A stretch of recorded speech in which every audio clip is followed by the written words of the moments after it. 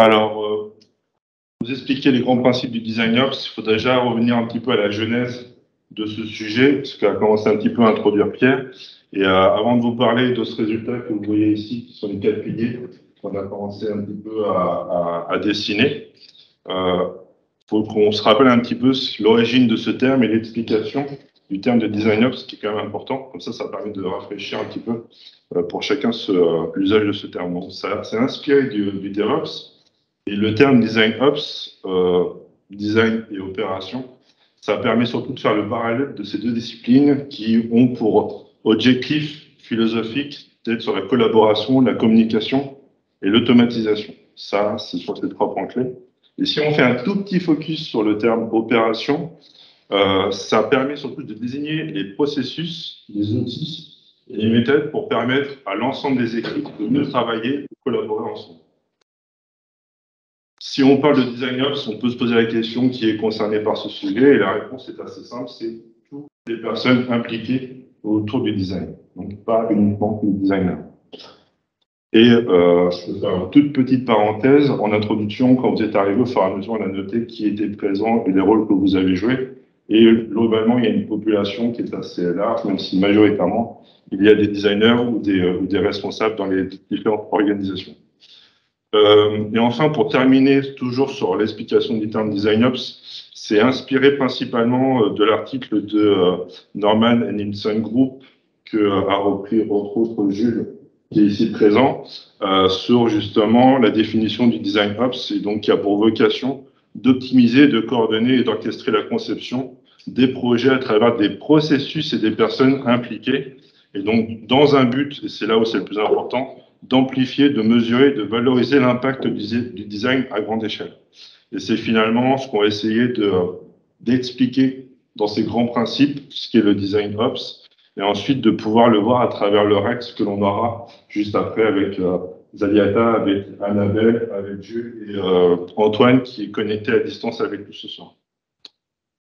Ensuite, donc en introduction, en 2020, en novembre 2020, on a collecté ces différentes sources. Je vous en ai mis une liste qui était la plus intéressante, qui nous a permis de définir un point de départ sur le sujet. Dans ce sujet-là, on a pu, au fur et à mesure de nos recherches et de la façon dont on a creusé le Design Ops, identifier plutôt 6 matrices sur le Design Ops qu'on verra juste après, pouvoir mener 8 interviews et 18 sessions de groupe de travail, d'échange que l'on a mené au sein de chez FrontGuys entre collaborateurs de chez FrontGuys, qui nous a amené petit à petit, et vous le verrez à la fin de cette introduction, de cette conférence, à créer une première matrice sur le sujet du Design Ops. Point important concernant cette matrice, on a surtout cherché à vouloir le contextualiser sur notre contexte en France. Vous le verrez par la suite, notamment sur les 8 matrices que je vous montre dès maintenant. Pourquoi un contexte français? Parce que principalement, toutes les sources qui existent aujourd'hui sont essentiellement à l'étranger et que bien souvent, il y a un trou un petit peu dans la raquette entre ce que l'on peut faire à travers ou via le Design Ops et finalement ce que nous, on est confronté dans notre contexte en France. Si on regarde plus précisément les 6 matrices que je vous présente aujourd'hui, en novembre 2020, parce qu'aujourd'hui il y en a un petit peu plus, mais en novembre 2020, on voit bien que dans les 4 piliers, le pilier numéro 1, que principalement le processus design en ressort, que dans le pilier 2, la partie humain de Design Ops, donc principalement la coordination des équipes, ressort aussi dans ce pilier, que dans le pilier numéro 3, c'est essentiellement les outils qui ressortent de ce pilier, et dans le pilier numéro 4, il y a une légère diversité, mais on retrouve quand même essentiellement la culture design qui ressort aussi de ce pilier. Ce qui nous amène tout naturellement à proposer ces 4 piliers. Donc, processus de design, coordination des équipes, outils et culture design. Je fais un tout petit template parce que dans cette partie, on va détailler les 4 piliers.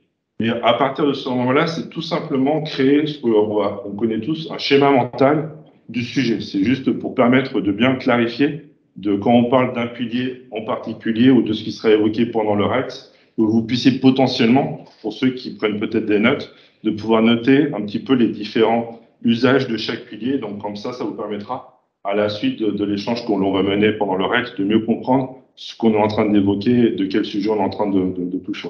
OK? Donc, à travers ce schéma mental et plus particulièrement sur le template, vous retrouverez dans la partie de gauche donc, le nom du pilier, un petit descriptif du pilier, et ensuite, sur ce pilier-là, différentes thématiques qui sont associées à différents sujets. Et c'est quelque chose qui est un point de départ. Il n'y aura pas l'exhaustivité du sujet, mais ça permet au moins de commencer à se poser un certain nombre de questions sur chacun de ces piliers. OK? C'est bon pour tout le monde? Cool. Si on commence sur le pilier processus de design, le descriptif, c'est définir des processus design alignés sur la stratégie de l'organisation. Donc, par organisation, j'entends entreprise, start-up, association, peu importe l'organisation dans laquelle vous travaillez, quelle que soit même sa structure, je parle d'effectifs, il n'y a pas de style, on peut parfaitement s'intéresser au sujet, puisque c'est ni plus ni moins de la façon dont on va définir la gouvernance du design ops. Sur les différentes thématiques, le premier sur le constat, c'est ni plus ni moins en fonction de votre contexte dans lequel vous êtes, de pouvoir poser un constat, un contexte dans lequel vous êtes, et de vous poser un certain nombre de questions. Ce qui fait que dans les différents sujets que vous allez retrouver, que ce soit la stratégie, la maturité, ça va dépendre tout simplement de votre contexte dans lequel vous êtes.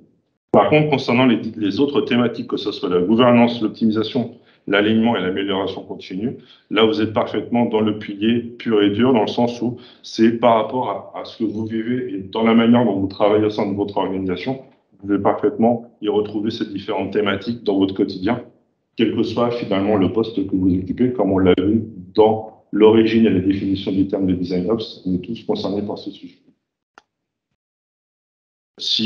Oui, j'ai oublié de l'évoquer, à la fin de cette petite partie d'introduction, vous pourrez poser des questions si vous le souhaitez par rapport à ce qu'on est en train de présenter. N'hésitez pas à noter vos questions. Sur la partie coordination des équipes, plus clairement, c'est l'organisation du fonctionnement des équipes design. Quand on parle de fonctionnement, on parle de productivité, de qualité et de performance. Et derrière cela, il y a aussi l'état d'esprit collaboratif et ses valeurs. Là-dessus, on va essentiellement parler de recrutement, donc que ce soit la manière de recruter les personnes, de pouvoir les onboarder au sein d'une équipe, de pouvoir aussi gérer le offboarding, donc au moment où ils quittent l'organisation, mais aussi de l'expérience collaborateur que l'on connaît tous. On parle aussi d'organisation, donc là, c'est ni plus ni moins la gestion des effectifs au sein des équipes, de la fluidité de la communication et des rituels, donc de pouvoir être focus là-dessus, mais aussi de pouvoir gérer la qualité de la production. Et concernant la coordination, je ne vais pas tout lire, mais pour être très au clair, c'est principalement le fonctionnement des équipes, la productivité, la qualité des livrables et aussi les indicateurs de succès qui sont liés sur ces différents critères. Et concernant la fidélisation, c'est ni plus ni moins gérer le turnover qu'il peut y avoir dans les organisations, mais aussi de pouvoir maintenir une bonne dynamique d'équipe, donc qui peut répondre notamment à la question sur le turnover, et le développement de carrière et de montée de compétences. Je le redis, vous l'avez dans l'encadré qui est tout à droite en haut, hein. Ceci est un point de départ, je le rappelle. Troisième pilier, outils. Donc là, on parle de la standardisation des moyens techniques qui permettent aux équipes d'optimiser leur productivité. Là-dessus, on a cherché à prendre vraiment de la hauteur. On n'a pas trop cherché à faire un comparatif de savoir qui est meilleur entre Figma et Sketch, mais plutôt de prendre un peu plus de hauteur sur l'ensemble des outils que l'on peut retrouver au sein d'une organisation et de finalement s'intéresser à quel est son besoin. Donc, on parle de chaîne d'outils qui correspondent et qui répondent au processus, donc du coup au premier pilier, mais aussi de voir quelle est la portée que les équipes peuvent avoir sur ce sujet-là. Donc, du coup, de pouvoir ensemble cadrer le besoin et finalement de s'aligner sur les critères de l'organisation. Par là, j'entends des critères qui peuvent être liés à la sécurité, à la partie RGPD, etc., etc. Ce sont quand même des sujets super importants sur lesquels on va forcément se pencher. On va parler aussi d'uniformiser. Donc là, c'est ni plus ni moins comment identifier les outils qui vont permettre de communiquer entre chercheurs, entre la recherche utilisateur et les designers, mais les designers avec les développeurs, ça forme un tout et forcément, cette compréhension et cette uniformité en fait partie. Sur la convergence sur les critères de l'organisation et du processus, ça en fait aussi partie. ça permet véritablement de mieux définir les outils qui peuvent être liés à ce pilier. Concernant l'optimisation, c'est ni plus ni moins définir des indicateurs qui va permettre de mesurer cette productivité et ainsi de pouvoir automatiser ces différentes tâches réalisées en cours par les différentes équipes. Et par rapport à l'adoption, c'est ni plus ni moins la formation et de faciliter les échanges et les interactions au sein de ces équipes. Je termine, et ce sera le dernier pilier. Celui-ci couvre les trois premiers, dans le sens où la culture design peut interagir avec l'ensemble des trois premiers. Pourquoi? Parce que ça permet de diffuser et d'acculturer les équipes sur cette approche du design, mais aussi à grande échelle au sein de l'entreprise par rapport à la culture design. Donc du coup, si je relis le petit descriptif, la culture design est un ensemble de références, de ressources partagées pour construire la vision, l'imaginaire, la démarche et les activités du design. Donc du coup, autant lié en interne pour les équipes liées au sujet du design, à la conception des produits, mais aussi à l'échelle de l'entreprise, lorsque ce sont d'interagir avec, par exemple, différents directeurs de l'organisation. Ce qui fait que là, sur ces trois thématiques, on met en face la culture de l'organisation avec la culture design, avec différents éléments qui permettent de mieux s'aligner sur ce point-là. Le fait de fédérer et de valoriser et d'acculturer, notamment se basant, entre autres, il peut y avoir d'autres approches, mais celle des 5 niveaux de la maturité du design ops selon Nielsen et Norman Group, mais aussi de pouvoir créer une approche culture design au sein de l'organisation et donc du coup de pouvoir la mesurer, donc principalement à travers du feedback, de la qualité et de la recherche de l'excellence, entre autres. Ça, c'est pour la base sur ces 4 piliers.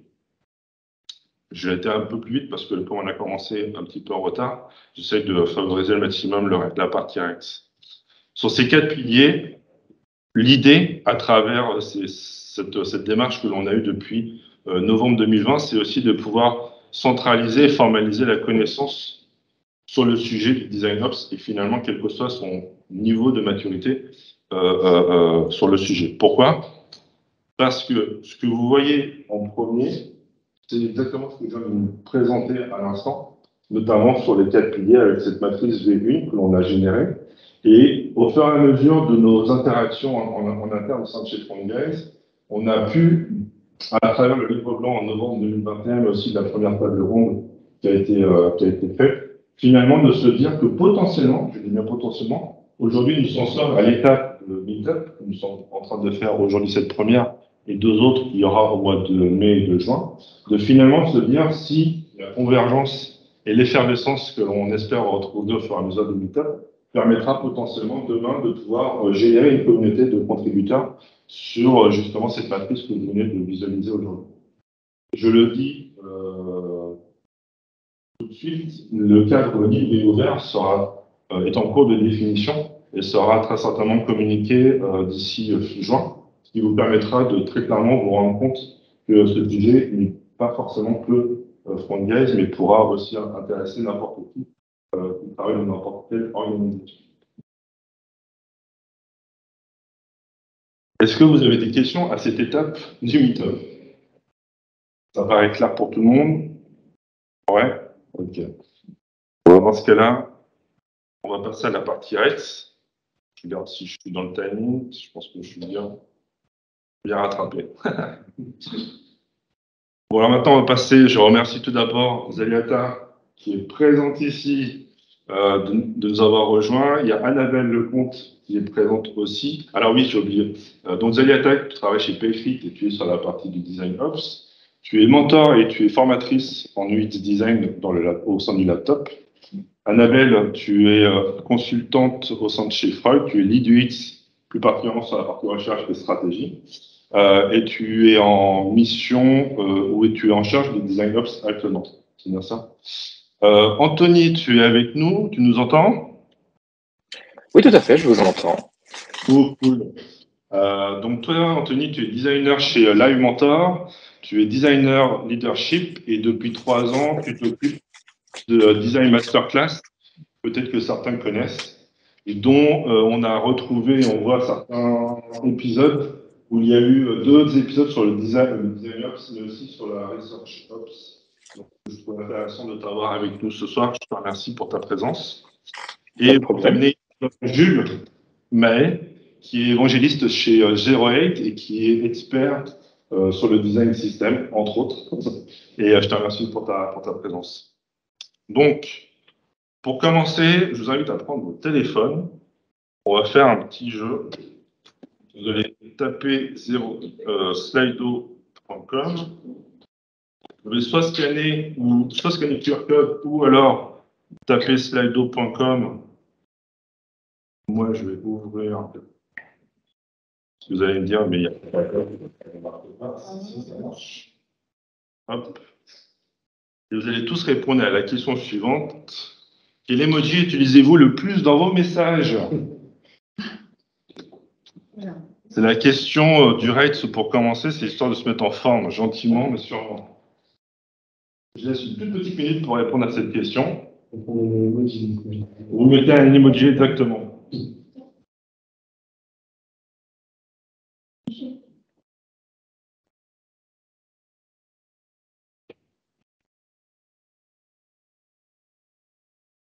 Des messages pro perso. Comme tu veux, Sharon.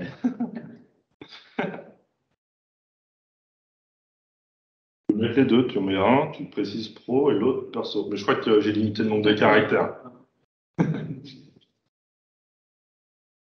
le monde a terminé? Ouais, c'est bon? Bon, alors, les résultats. Ok.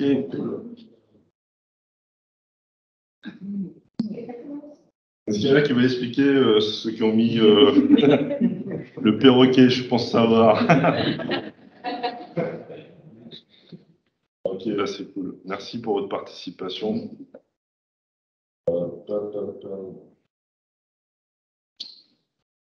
C'est là où je perds la main.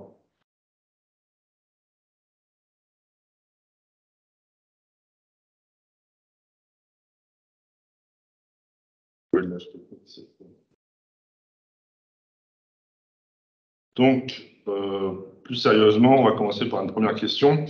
Quel est votre parcours professionnel qui vous a amené à votre expérience de design ops aujourd'hui? Et je vais m'adresser à toi, Zaliata, pour commencer, si tu veux bien. Oui, tu peux me retourner parce que donc moi j'ai un parcours, je dis plus atypique, mais je le dis quand même très atypique. Donc en fait, je suis rentrée dans le groupe Orange il y a longtemps, une vingtaine d'années, et j'avais terminé mes études assez vite. Et j'ai fait des métiers du service, donc j'ai travaillé chez Disneyland Paris pendant longtemps, j'ai fait ça, faire rire les gens, mettre des costumes, etc. Donc c'était parfait pour moi, et je reste une personne qui aime beaucoup le service d'ailleurs. Et donc chez Orange, quand je suis rentrée chez Orange, en fait j'aimais beaucoup ça, c'était de la tech. Il y avait beaucoup d'opportunités pour changer de métier quand on voulait. Et donc j'ai fait beaucoup de choses, administration des ventes, d'analyse d'achat, de la gestion de programme, etc. Plein de choses. Et dans ce parcours, le fil conducteur, c'est la formation, l'accompagnement. Donc, je suis très rapidement devenue la personne qui formait les nouveaux arrivants, etc. Et à un moment, j'ai fait une crise de trentaine d'années en me disant, en fait, j'ai envie de faire ça dans un domaine qui a plus de sens pour moi. Et donc, je suis devenue professeure d'anglais. Et c'est seulement après que j'ai découvert le design, en retournant chez Orange, et j'ai profité de formations en interne. J'ai fait aussi la certification des Gobelins. Et donc, j'ai pu expérimenter beaucoup de choses. Donc, moi, je suis pas je suis pas un designer visuel. Je suis vraiment plutôt côté UX design et formation de sprint, etc. Je me suis formée sur laptop. Et donc, quand j'ai voulu changer, et donc moi, je suis une personne qui change régulièrement de métier. Je me suis dit, il me faut un métier qui me permet de faire plein de choses différentes et surtout de transmettre et d'animer les gens autour de moi. Et en fait, il y a eu un alignement des planètes puisque Payfit était en train de chercher un designer. Et en fait, la fiche de poste me correspondait vraiment parfaitement. Il y avait de la formation, il y avait de l'animation, il y avait du processus, il y avait de la facilitation, il y avait tout ce qu'il fallait pour moi, quoi. Donc voilà, je suis devenue designer. Merci. Je voulais te poser la même question à toi, Anthony. Alors moi, ouais, tout à fait. Je suis passé par pas mal de startups, Doctolib, Preto, Change.org et aujourd'hui Live Mentor. J'ai eu des postes un peu différents, mais je faisais un peu toujours la même chose. Donc voilà, souvent du head of design, je montais les premières équipes, Il y a des moments où on récupérait aussi de la dette, etc. Et dans ces contextes, il y a toujours eu la même chose, entre guillemets, toujours les mêmes besoins, un besoin de scalabilité, c'est-à-dire comment est-ce qu'on doit faire les choses pour que ça avance. Si on réduit de la dette, on a aussi cette question de ne pas reproduire les mêmes erreurs. Quand on monte une équipe, on va parler effectivement processus, on l'a dit, on va parler recrutement, on va parler standard. Et donc, au final, tous ces contextes m'ont poussé à beaucoup m'intéresser. On en parlait, moi, voilà, si vous cherchez, j'ai fait des premières conférences autour de la scalabilité du design en 2016-2017, de mémoire. Et c'était déjà une préoccupation que moi j'avais. On ne parlait pas encore de design ops en France à cette époque-là, mais au quotidien, c'est des besoins qu'on avait et que moi j'essayais d'adresser parce que c'était vite très compliqué. Ok.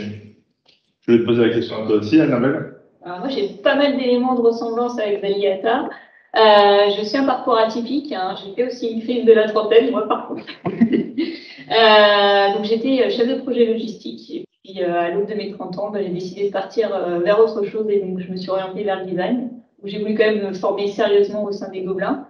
Donc, j'ai suivi pendant 1 an la formation de directeur de projet digital UX manager.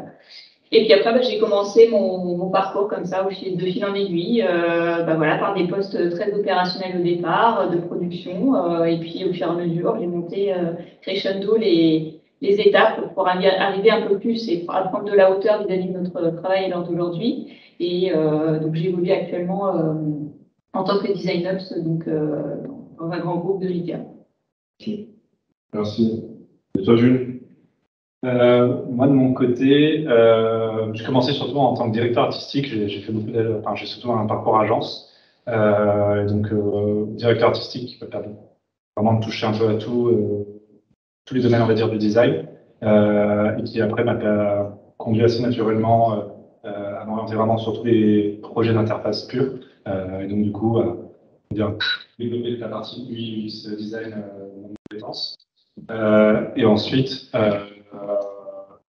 tous les sujets de design, de design system, en fait, ont commencé à émerger. C'est quelque chose dans lequel je suis rapidement tombé. Donc, il y a une grosse expertise design system que j'ai approfondie. Et en mettant en place, en fait, des design systems chez des clients quand j'étais en agence, c'est là que je me suis rendu compte qu'en fait, on ne faisait pas que mettre des design systems en place chez les clients, mais on mettait aussi en place plus que ça.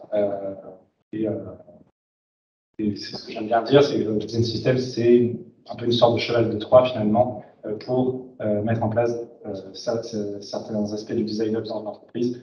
On peut aussi appeler ça du change, on peut aussi appeler ça mettre en place une culture design au sein de l'entreprise. Je pense qu'il y a plein de parallèles qui s'y font. Et c'est comme ça que du coup, je me suis intéressé,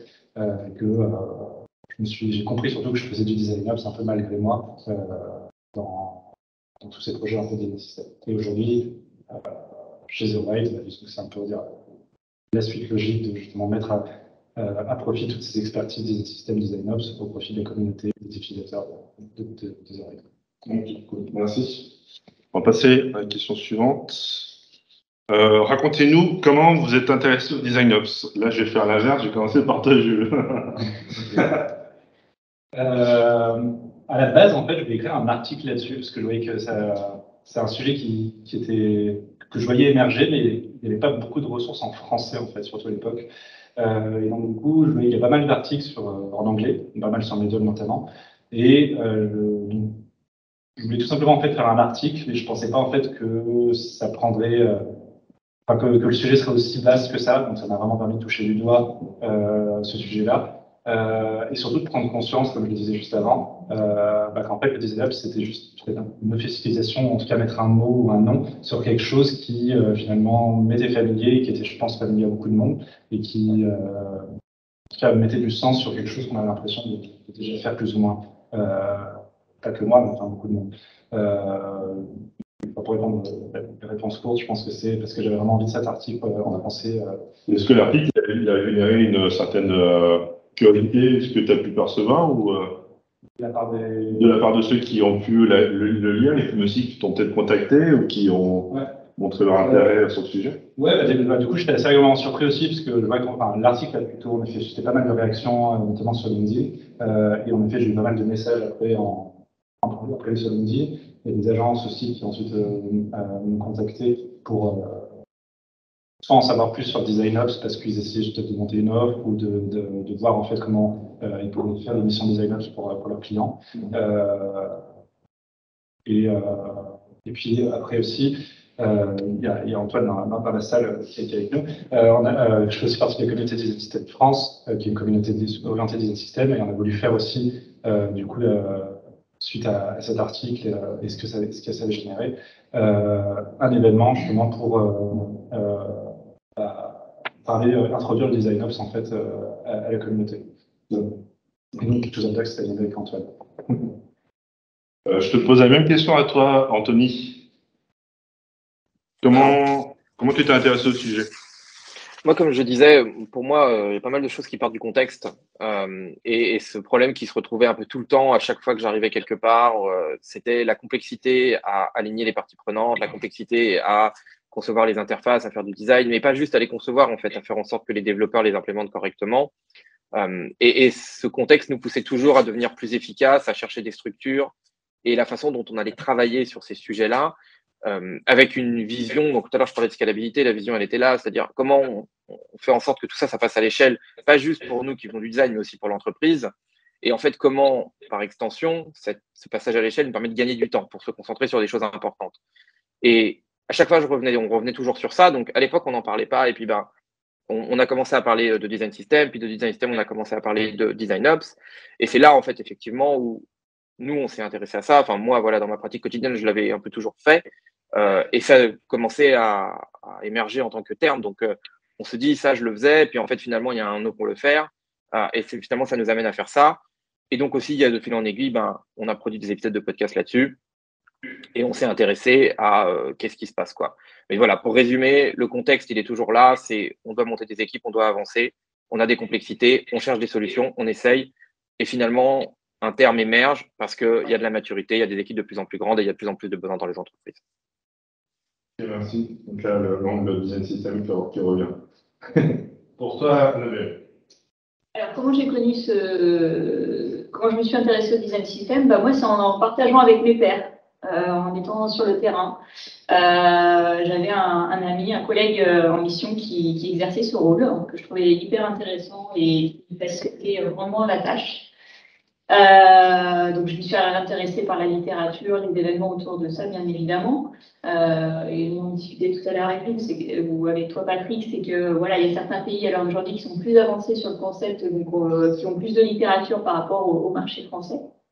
Donc, c'était assez intéressant de découvrir comment s'implémenter ce rôle dans des organisations beaucoup plus matures que nous sur le marché français. Et puis récemment, il y a un an, j'ai eu l'opportunité de rejoindre un grand groupe de médias et travailler sur un sujet autour du design system en tant que design ops. Donc, de travailler sur les process inhérents au design system, de travailler sur les processus de design aussi au sein de l'équipe, de veiller à ce qu'il y ait une bonne coordination. Enfin, voilà, tous les piliers que tu présentes aujourd'hui, c'est clairement la feuille de route qui m'anime à l'heure d'aujourd'hui en mission. Et donc, c'est un métier qui est passionnant parce que ça permet de prendre de la hauteur. Et je pense que quand on a eu un parcours au préalable où on est passé par les différents métiers du X, du research, qu'on a fait tous les métiers du double diamond, je pense que quand on arrive sur ce profil de poste, on a la capacité de prendre de la hauteur et d'apporter beaucoup aux équipes qui sont sur le terrain et de leur faciliter grandement la tâche. Parce que nous, on y est passé aussi et on sait que c'est pas si évident que ça des fois aussi. Donc, on a à cœur que le rôle se passe bien, que notre rôle soit connu et que tout ce qu'on délivre soit aussi qualitatif pour l'équipe et qu'on leur facilite grandement la tâche et qu'ils puissent de nouveau avoir un temps vraiment propice à la création, ce qui manque un petit peu à l'heure d'aujourd'hui avec ces questions de qualité et de délivrée qui sont vachement importantes. Merci. Pour toi, Delia.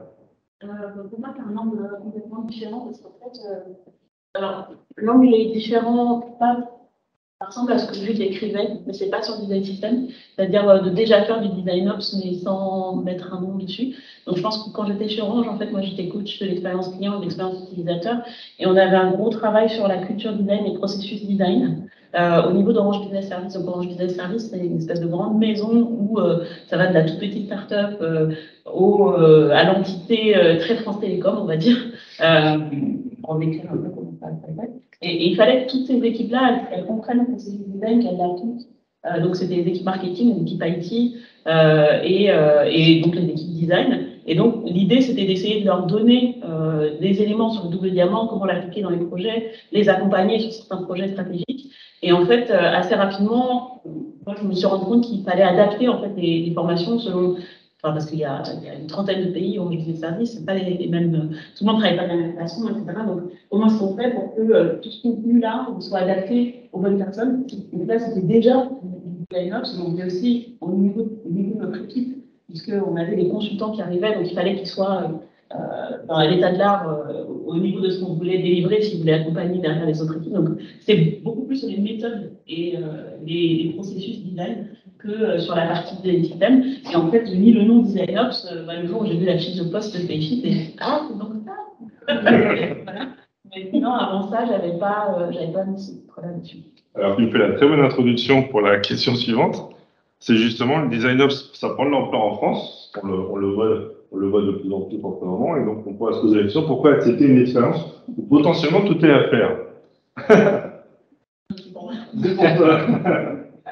Alors, tu as commencé à l'évoquer justement de la bonne manière, où tu disais, t'en faisais sans t'en rendre compte sur Orange, jusqu'au jour où finalement il y a une opportunité chez toi. En fait, moi, dans ma carrière, j'ai beaucoup pris de postes comme ça où tout était à faire. Ça fait partie des choses qui me stimulent. Et donc, quand Léa Mendes del Silva, qui est notre VP Design, quand on a parlé du poste, en fait, moi, je me suis dit, ça me correspond tout à fait, parce que créer quelque chose, développer quelque chose, et qui en plus est dans le sens d'améliorer la vie des designers, ça me correspond parfaitement. Et donc, je pense que c'est mon caractère. Mais ça va aussi avec, je pense, le système d'une start-up, d'une scale-up, dans mon cas. C'est vrai que c'est aussi un des intérêts de travailler dans un secteur comme ça, c'est qu'on sait qu'on va pouvoir tout adapter, dans une certaine mesure, parce que c'est quand même une limite, mais de savoir qu'on est dans un environnement qui est mouvant, qu'il va falloir s'adapter, qu'il va falloir créer des choses qui vont être remises en question régulièrement, pour faire travailler un peu notre agilité mentale, notre capacité à travailler en équipe, à faire des choses innovantes, etc. C'est assez stimulant, en fait. Non, c'est pas effrayant, c'est stimulant. Pour moi. Ouais, ok, merci. Je te pose la même question à toi, Annabelle. Je pense qu'on est sur la même idée de réponse, c'est que moi j'ai trouvé ça aussi très challengeant, c'est-à-dire que je rejoignais un grand acteur des médias qui était vraiment en train de se structurer d'un point de vue produit. On met en place à la fois un pôle research, un pôle data, un pôle product designer et un pôle produit.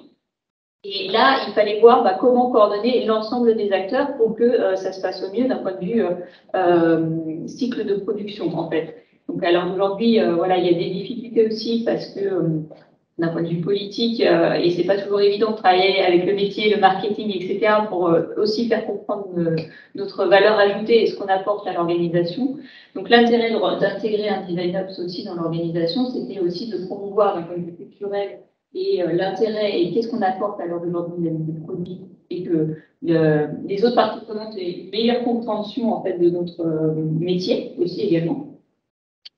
Et donc pour en venir à la question, pourquoi j'ai accepté cette expérience, c'est challengeant parce que voilà, on a eu peur de mettre en place des choses qui vont structurer une équipe, qui vont faciliter leur vie de tous les jours, les aider à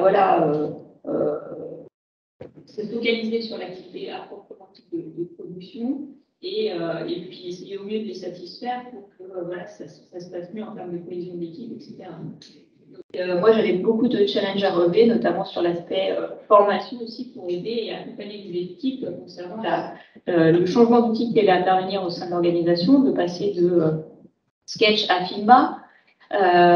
Et donc, j'ai mis en place un plan de monter en compétence sur l'outil, et puis avec de la user research aussi autour pour le projet Design System, qui est un outil central pour standardiser et unifier l'expérience du produit sur lequel donc voilà, je viendrai plus précisément après sur certains projets, notamment avec Jules sur le Design System, parce qu'on a pas mal de choses, je pense, de commun à dire ensemble sur le projet, parce que c'est un outil central sur ce rôle de designer ce genre d'aujourd'hui. Pour toi, Jules? Je pense qu'en fait, d'une manière générale, par rapport répondre vraiment à la question, je pense que tous ici, quand on fait du design, en fait, c'est presque ça fait partie un peu de l'ADN de notre métier, d'être en perpétuel changement par rapport aux outils qui changent tout le temps, aux méthodes qui changent régulièrement. Donc je trouve que on va dire accepter une expérience ou potentiellement tout à faire, c'était pas si bouleversant, aussi nouveau que ça dans le cadre du design ops. Et paradoxalement, c'est pas non plus quelque chose de si nouveau le design ops comme on l'avait évoqué. Donc tout ça pour dire que je pense qu'il y a du sens en fait dans le métier de designer parce qu'il y a toujours ce challenge, parce qu'il y a toujours ce renouveau qui, je pense, nous anime un peu dans nos métiers. Donc du coup, je pense que c'est ça qu'on aime, c'est là où il y a le challenge. En tout cas, ça fait partie des choses qu'on apprécie, de se challenger et aussi d'avoir tout à faire.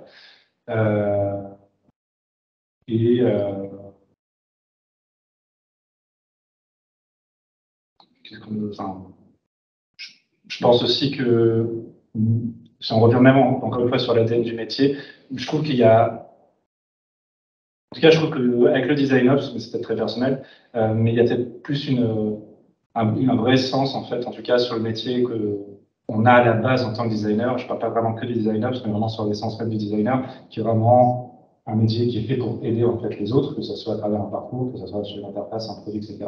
Et je trouve que finalement, design ops, c'est beaucoup de choses, mais c'est, mon sens, beaucoup d'humains derrière, et donc comment en fait on va faciliter le quotidien de ces équipes, de ces designers, mais pas que.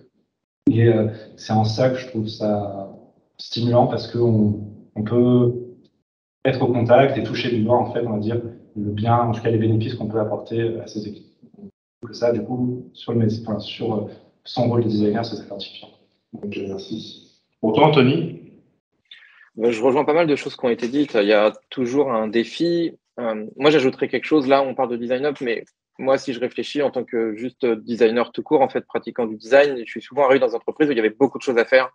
Il n'y avait pas d'équipe, ou si voilà, les équipes étaient passées, elles avaient beaucoup changé, c'était des petites équipes, il n'y avait peut-être pas de design system, pas de logique de comment on travaille ensemble, comment on monte des équipes, etc. Et en fait, dans ces contextes-là aussi, on a tout à faire. Et c'est pas juste mettre en place du design ops, ça en fait partie. Mais il y a une globalité du coup de ce travail à faire, et le design up est une part de ce travail-là, voilà, de design, de mise en place, de réduction de la dette. On parlait de réduire de la dette, mais voilà, un bon exemple. Moi, je suis arrivé chez Preto, on n'avait pas de produit du tout. Une des premières choses que j'ai dit, c'est on va pas faire le produit, on va faire un design system en fait, et on va monter tout notre produit autour de ça. 2 ans, 3 ans et demi plus tard, voilà, on a fait pas mal de changements. Il y a eu un rebranding récemment.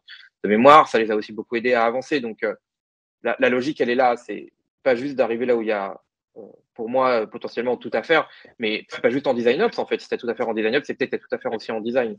Et un point que je trouve intéressant, c'est globalement, Zaliata, voilà, chez PFIT, bon, quand on arrive dans un poste de design ops dédié, il y a déjà une grosse équipe.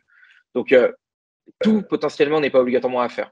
De mon point de vue, on peut en discuter, mais je pense que comme il y a déjà une grosse équipe, ces gens, ils ont déjà travaillé. Ils n'ont peut-être pas travaillé toujours dans la bonne direction ou dans le standard commun, mais ils sont là en fait et ils ont besoin d'avoir quelque chose qui va les lier plus encore pour passer à la marche suivante. Donc c'est aussi un contexte où il y a quand même déjà de la maturité théoriquement. Ce qui n'est pas toujours le cas, moi, des entreprises où j'ai pu passer ou d'autres entreprises où quand tu arrives et que tu es tout seul, la maturité, elle n'est pas là. Donc parler de design system, de scalabilité, ça peut déjà être difficile et compliqué à entendre. Alors que quand on te recrute pour faire ça, c'est qu'en fait, on a déjà entendu la valeur de ça, de mon point de vue. Je sais pas si vous avez quelque chose à rajouter sur ça.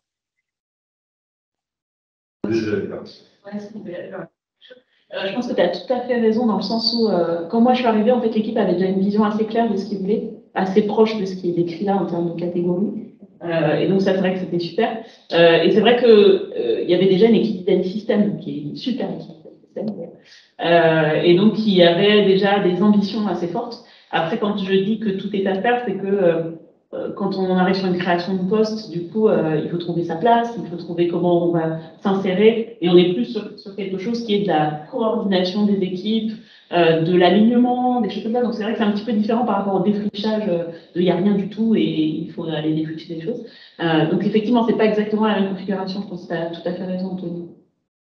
C'est exactement la transition qu'on va faire parce que là, la partie 1, c'était d'évoquer le sujet du design ops par rapport à chacun d'entre vous. Donc, on a eu 4 visions de comment vous êtes intéressé au Design Ops et comment vous y êtes arrivé vers le sujet du Design Ops au sein de vos organisations. Et c'est là où la transition se fait sur cette partie 2, où justement on va creuser un peu plus ce sujet sur l'expérience Design Ops au sein de votre organisation. Donc là, j'ai posé la question à Anthony.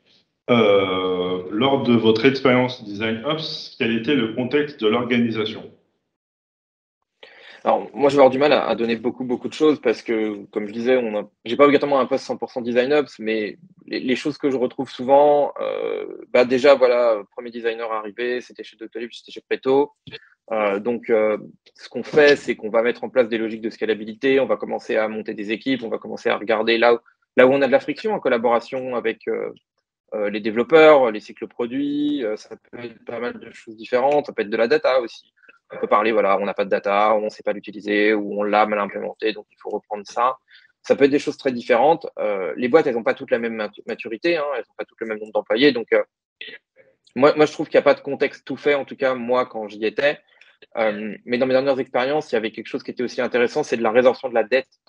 Quelque chose qu'on n'avait pas chez Preto, par exemple, parce que moi, je suis arrivé, il n'y avait pas de produit, donc c'était facile. Finalement, on a fait en sorte de ne pas en créer ou d'en créer peu. Mais voilà, chez Live Mentor, par exemple, moi, je suis arrivé l'année dernière dans un contexte où on avait quand même pas mal de debt design. Donc, la première chose que j'ai fait, c'est que j'ai nettoyé cette dette. J'ai remis en place le design system que les équipes n'avaient pas vraiment réussi à faire sortir de terre, mais aussi parce que, non parce qu'ils n'étaient pas capables, mais parce qu'ils n'étaient pas assez nombreux, qu'ils n'avaient pas le temps, qu'il y avait d'autres priorités sur le feu, etc. Et que, du coup, ce n'était pas leur priorité et qu'il n'y avait pas cette connaissance-là pour le faire plus vite et de façon plus intelligente.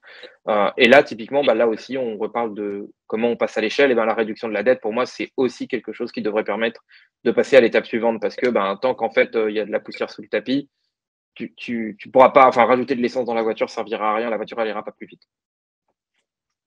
Je vais poser la même question pour toi, Jules, sur la qualité de contexte au sein de ton organisation par rapport au Design Ops. À mon expérience, quand j'étais en agence, donc, je travaillais pour un gros groupe bancaire et la mission, c'était la création en fait, de ce qu'on appelait un chapitre X au sein de cette organisation. C'est une organisation un peu à la Spotify, pour ceux qui connaissent. Mais tout ça pour dire qu'en fait, il y avait tout à faire. On va dire, on partait de rien, donc il fallait recruter, donc il fallait monter l'équipe en interne, il fallait du coup aussi mettre en place les process, mettre en place aussi un design system, outiller aussi, donc choisir les bons outils pour l'équipe, etc.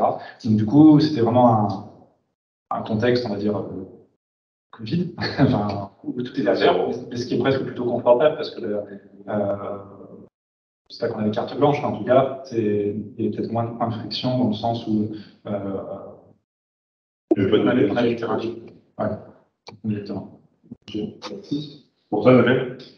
Moi, au sein de ma mission, en fait, je suis intervenue. Donc là, c'était une organisation qui était vraiment en train de se structurer autour du produit. Ce qui se passait, c'est qu'ils avaient fait le constat qu'il y avait un problème d'uniformisation dans l'expérience. Donc, le fait qu'il fallait, avec l'arrivée de la nouvelle head-off, travailler sur l'implémentation d'un design system pour justement travailler sur cette unification de l'expérience.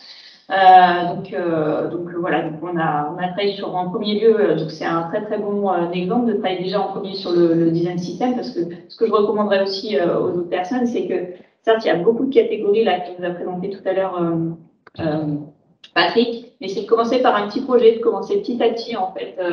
Et déjà le projet design system, c'est quelque chose, un projet d'ampleur, donc c'est pas simple déjà à aborder. Donc, avant d'aborder éventuellement des processus liés au produit à proprement dit, commencer par le design system, ça peut être pas mal et déjà, ça va faciliter grandement la vie des opérationnels.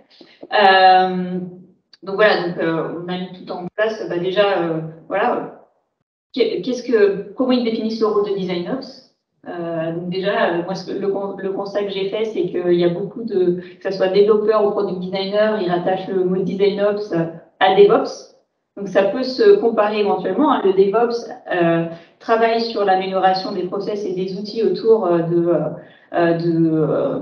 la partie développement pour que les développeurs puissent se focaliser sur la qualité du code, ben nous, à contrario, ça va être sur, voilà, qu'est-ce qu'on va mettre en place comme processus de travail pour faciliter la production et la créativité.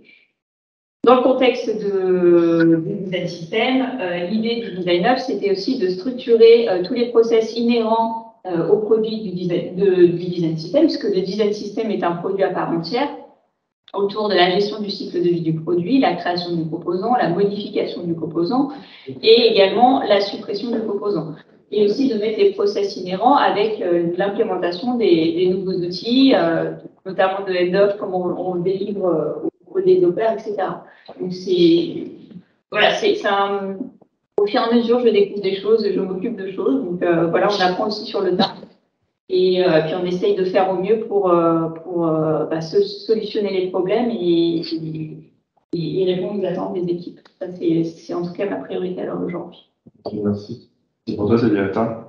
Donc pour moi, en fait, moi c'était un peu particulier parce qu'on a des product ops qui en fait étaient déjà bien installés avant que moi j'arrive. Donc il y avait une équipe d'à 5 personnes, enfin 4 ou 5 personnes. Et du coup, il s'occupait de certains aspects dont moi je devais m'occuper, c'est-à-dire l'aspect procurement, l'évangélisation sur le double diamant, parce que nous, toute l'organisation produit fonctionne sur le double diamant. Donc il y avait des choses comme ça qui auraient pu être dans une certaine, mais qui étaient dans pleine de product ops. Donc il y avait besoin de s'aligner et de travailler avec eux de manière. Enfin, je travaille avec eux vraiment de manière très très proche.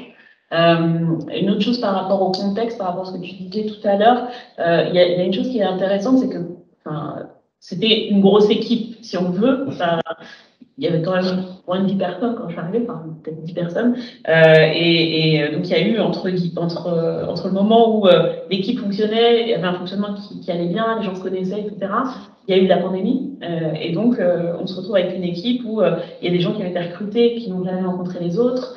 Il y a des choses qui se passaient avant avec on se croise dans le bureau, etc., qui se passent plus du tout. Nous, on a une politique assumée de work from anywhere, donc on a des gens qui sont en Allemagne, en Espagne, pas encore à Londres, mais peut-être bientôt, et donc en France, mais dans différentes villes.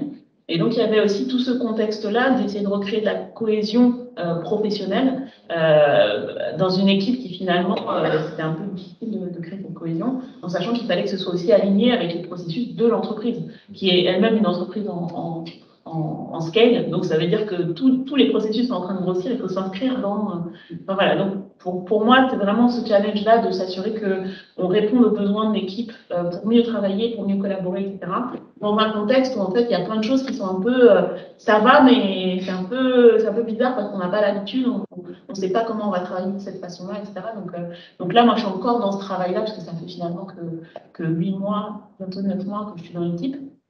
Et donc, petit à petit, de mettre des choses en place sans bousculer les gens, parce que aussi, voilà, le contexte de la pandémie a fait aussi que on n'a pas envie de bousculer, de complètement dire aux gens, vous allez faire ça maintenant. Donc, il y a beaucoup de co-construction, il y a beaucoup de... voilà, on applique les méthodes de design à la construction du processus, on teste, on essaie des choses, on voit si ça marche. Voilà. Donc oui, le contexte, pour moi, c'est vraiment s'inscrire dans ce scale avec les éléments qu'on a déjà en mettant les gens dans un certain confort. C'est ligne en douceur. Exactement. Merci beaucoup. Ça me permet de faire l'introduction. On va rester avec toi, Zayata. Du coup, en quoi consiste ton expérience de design ops au sein de ton organisation? Tu as commencé un petit peu à l'aborder. Est-ce que tu peux aller un peu plus en profondeur? Je crois que tu voulais aborder la partie recrutement, entre autres. Oui, donc comme je disais, l'équipe avait déjà, c'était super. Donc, je suis arrivée, il y avait un Notion, il y avait des trucs, des catégories, tiens, on veut que tu fasses ça, il y a des trucs urgents avec des petites flammes, des trucs avec des sorties dessus. Enfin, c'est super, vraiment, je pense qu'en termes d'onboarding, j'ai rarement été accueillie comme ça dans une équipe. Je dis pas ça parce qu'on recrute. Mais un peu quand même. Et donc, les grandes orientations, c'était vraiment le recrutement, l'onboarding. Donc, s'assurer que quand on ait les bonnes personnes dans l'équipe, en sachant qu'on est passé, donc, comme je disais, une petite dizaine de personnes, on arrive à 30. Donc, vous pouvez imaginer, en 6 mois, ça fait... Et on n'a pas fini. Donc, il y avait cet élément-là, de s'assurer que le processus de recrutement soit beaucoup mieux coordonner, parce qu'on a plusieurs personnes qui recrutent, des brand designers, des product designers, des researchers, etc. Donc, s'assurer que tout ça soit quand même coordonné et qu'on puisse capitaliser sur les gens. Enfin, des fois, on rencontre des gens, mais c'est pas exactement le bon moment, c'est pas exactement l'alignement des planètes, et on prend beaucoup de soin à recontacter des gens qu'on a bien aimés, mais ça ne correspondait pas. Donc, voilà, il y avait tout ce travail-là à faire, et aussi un travail sur l'onboarding, et là, c'était beaucoup plus en partenariat avec les Product Ops. Donc, s'assurer que dans l'onboarding de PayFit, il y a un onboarding spécifique pour les designers, que ça corresponde à ce dont on a besoin, que ça permette d'aligner sur un travail à distance. Et puis après, petit à petit, je suis rentrée sur des sujets un peu plus design, parce que pour moi, c'était un peu bizarre au début, parce que j'étais chez Orange avec les mains vraiment dans le cambouis, sur des projets, etc. Et puis là, on m'a dit de travailler sur des choses qui étaient plus méta, en fait. Voilà. Donc pour moi, ça faisait un peu bizarre. J'ai l'impression de ne pas avoir de résultats, enfin, de ne pas avoir d'impact tout de suite, puisque c'est des choses qui prennent du temps à avoir de l'impact. Et donc là, maintenant, je commence à travailler un petit peu plus sur des sujets design, faire des formations sur travailler sur des sujets un peu plus transverses, service design, où on entame des choses, enfin, voilà, faire des design sprints, faire des choses comme ça, un peu plus transverses. Donc voilà, donc là, j'essaie de trouver l'équilibre entre des choses qui sont un peu plus organisationnelles, on va dire, et des sur vraiment du design et des processus design et l'amélioration des processus design. Ok, donc organisé et diffusé. Oui, tout à fait. Ok, cool, merci. Il me reste, on a fait le tour. On a commencé avec.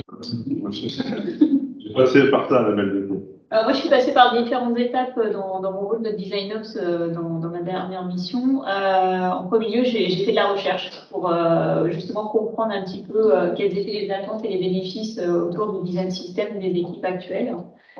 Comprendre aussi leur processus de travail actuel, ce qui est important. Quand justement on va un petit peu chambouler leurs habitudes de travail, c'est de savoir voilà, jusqu'où on peut aller, mais tout en allant en douceur, parce que c'est quelque chose d'important. On ne peut pas bousculer une grosse structure, un gros paquebot comme ça.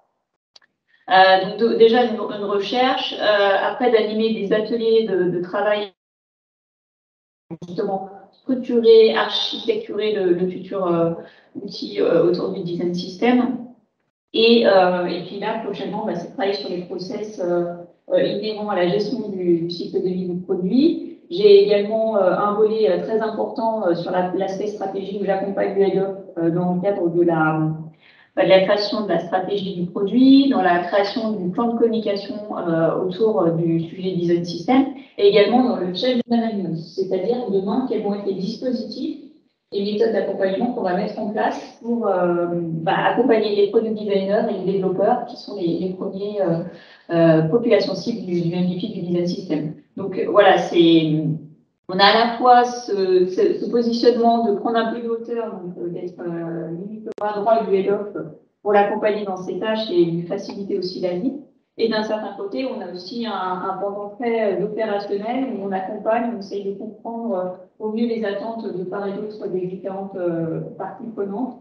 Et puis voilà, de mettre aussi en place des process autour du naming, de l'architecture, du design system, qui sont des composantes importantes pour bien démarrer le projet. Voilà. Et après, en parallèle, bien sûr, il y a des travaux au niveau du processus de design du produit à proprement dit. C'est-à-dire de s'assurer voilà, comment va s'incorporer toutes les parties prenantes, donc à la fois les UX researchers, les data scientists, les PM, les PO dans le cycle de production du produit, quels sont les entrants et sortants attendus à chaque étape du cycle de production. Donc il y a aussi ce volet gouvernance qui est aussi important, de savoir voilà, à quel moment et à qui on adresse les livrables. Donc voilà, il y a plein de choses qui sont en train de se mettre en place petit à petit. Si j'avais un petit tips à donner, c'est que c'est vrai, la feuille de route est énorme, il faudrait prioriser parce que voilà, on fait ce qu'on peut aussi à notre niveau, mais des fois c'est aussi bien de prioriser pour voilà, qu'on puisse être performant nous dans notre rôle de designer, mais aussi ne pas décevoir aussi les collègues pour qui on travaille et qui attendent aussi beaucoup de nous par rapport à notre job et puis à notre compétence qui est clé. Tu parlais aussi de, comment dirais-je, attends, je reprends mes notes. Voilà, la satisfaction que les collaborateurs peuvent avoir. Est-ce que tu peux nous en parler un petit peu? Oui, je te remercie.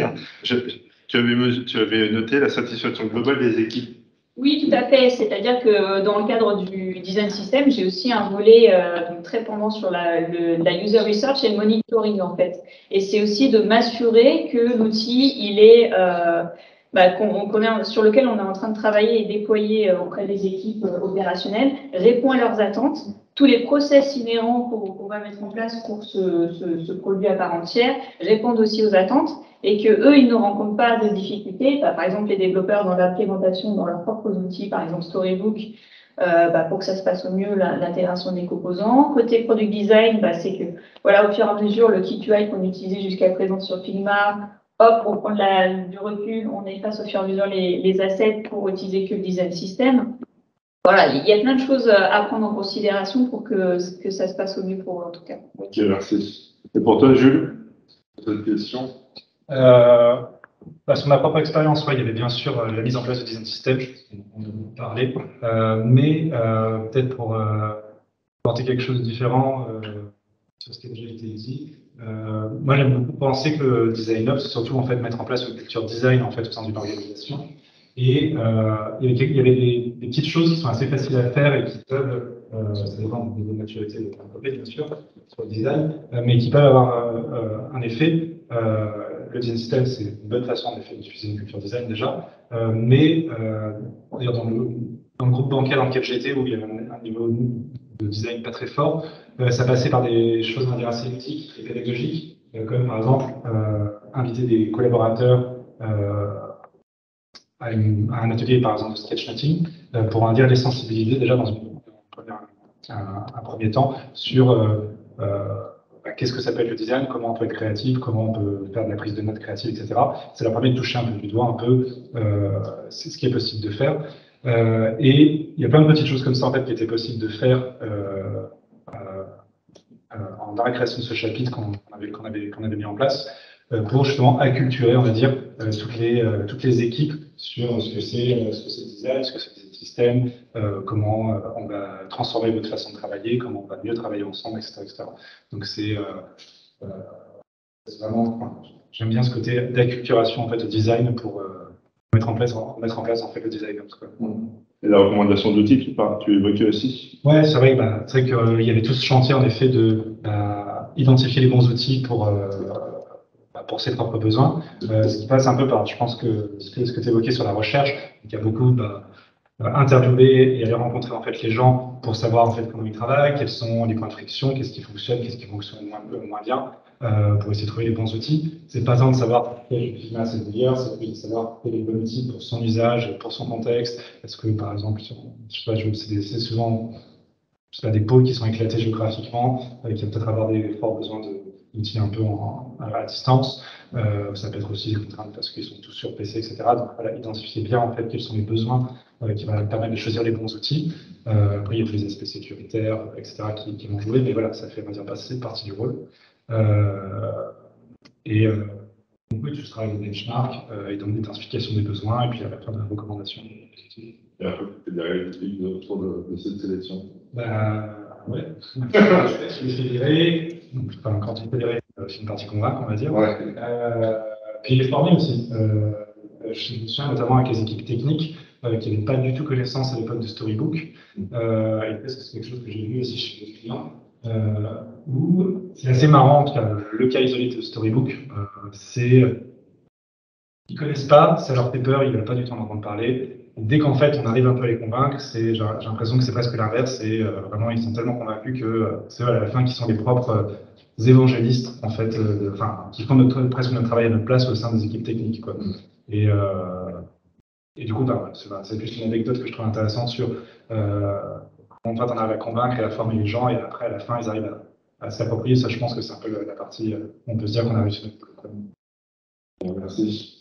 On va passer à la question suivante. Je vais commencer par toi, Anthony. Quels sont les premiers sujets de Design Ops abordés au sein de ton organisation? Alors, très clairement, le design system, c'est, comme on l'a dit, souvent la première pierre de quelque chose. Donc, on va commencer par rentrer par ça, par regarder, typiquement, par exemple, si ça n'a pas été mis en place, donc c'était le cas, pourquoi ça n'a pas été mis en place, qu'est-ce qui se passe, comment on pose les premières briques autour de ça. Ensuite, on va arriver sur un peu d'autres choses. Une fois que ça, on l'a fait, qu'on a posé les premières briques, on va avoir ce que moi j'appelle des standards. En fait, donc la conception de standards, ça peut rejoindre les processus. Moi, je suis pas un gros fan des processus de travail, mais ça dépend de la taille des entreprises. J'aime bien la notion de standard qui vient du Lean, où on va plutôt donner un peu comme une recette les étapes qu'il faut faire, les points clés, les indications et les contre-indications pour arriver au niveau de qualité attendu. Quand on monte une équipe, évidemment, le recrutement, l'animation de l'équipe, donc ça, c'est quelque chose aussi au tout début qui prennent du temps à mettre en place en réalité. Et là, c'est là où finalement ce côté Ops à long terme, en fait, au début, c'est surtout du travail de leadership design. Et ben voilà, quel rituel on va avoir, quel moment, est-ce qu'on a un point design, qu'est-ce qu'il faut préparer, si on fait des design reviews, comment ça se passe, est-ce qu'on a des standards pour ça, quand on organise nos fichiers dans Figma, ben ouais, en fait, même quand il y a que 3 personnes qui font du product design, ben en fait, il faut des standards pour dire comment on nomme un artboard, comment on sait ce qu'on a terminé, ce qu'on n'a pas terminé, ben même chose. Quand on met des nouvelles choses dans le design system, on en a parlé, ben voilà, nous on a un log, donc on fait en sorte que dans le log, on ait une date, un titre, qu'il y ait une nomenclature. Et en fait, c'est plein de petites choses, en vérité, qui font partie d'un grand travail. Mais voilà, c'est ce sujet-là qu'on va aborder. Et il y a un sujet aujourd'hui dont je me rends compte qui est un peu documenté chez Airbnb. Enfin, on pourrait chercher les articles, mais c'est vraiment la formation en design. Et je ne parle pas de la formation en design des gens qui sont designers, je parle vraiment de la formation en design de toute personne dans l'entreprise. Le challenge que, par exemple, moi j'ai aujourd'hui, bon, il y en a deux, mais le premier challenge là, c'est je travaille pour une entreprise qui fait en gros de la formation professionnelle, donc dans la tech. Donc on devrait être capable, nous, en interne, de former n'importe qui à ce métier pour aider les gens à ce qu'ils le comprennent mieux. Parce qu'en fait, aujourd'hui, typiquement, et c'est pas le cas de toutes les entreprises, hein, c'est spécifique à un certain type de start-up, notamment quand tu vends. Nous, dans le cadre de la formation professionnelle, tu as des choses qui sont très métiers, donc des gens qui peuvent être très éloignés de la tech. Et c'est quand même des contextes spécifiques. Et en fait, ces gens ont qu'une idée très partielle de ce que tu fais. Quand tu parles de design, les gens pensent que tu fais des chaises, donc ils ne comprennent pas pourquoi tu es là. Tout simplement. C'est un peu une caricature, mais en vrai, franchement, honnêtement, on le voit au quotidien souvent. Et ce qu'on voudrait, c'est ça. Ce qu'on voudrait, c'est être capable, d'un côté, de faire comprendre le métier, et de l'autre, de former tout le monde en leur donnant les clés, en fait, pour qu'ils comprennent au quotidien, c'est quoi ta journée. Et pas qu'ils puissent faire ton métier factuellement, mais comment ils puissent comprendre qu'est-ce que tu fais.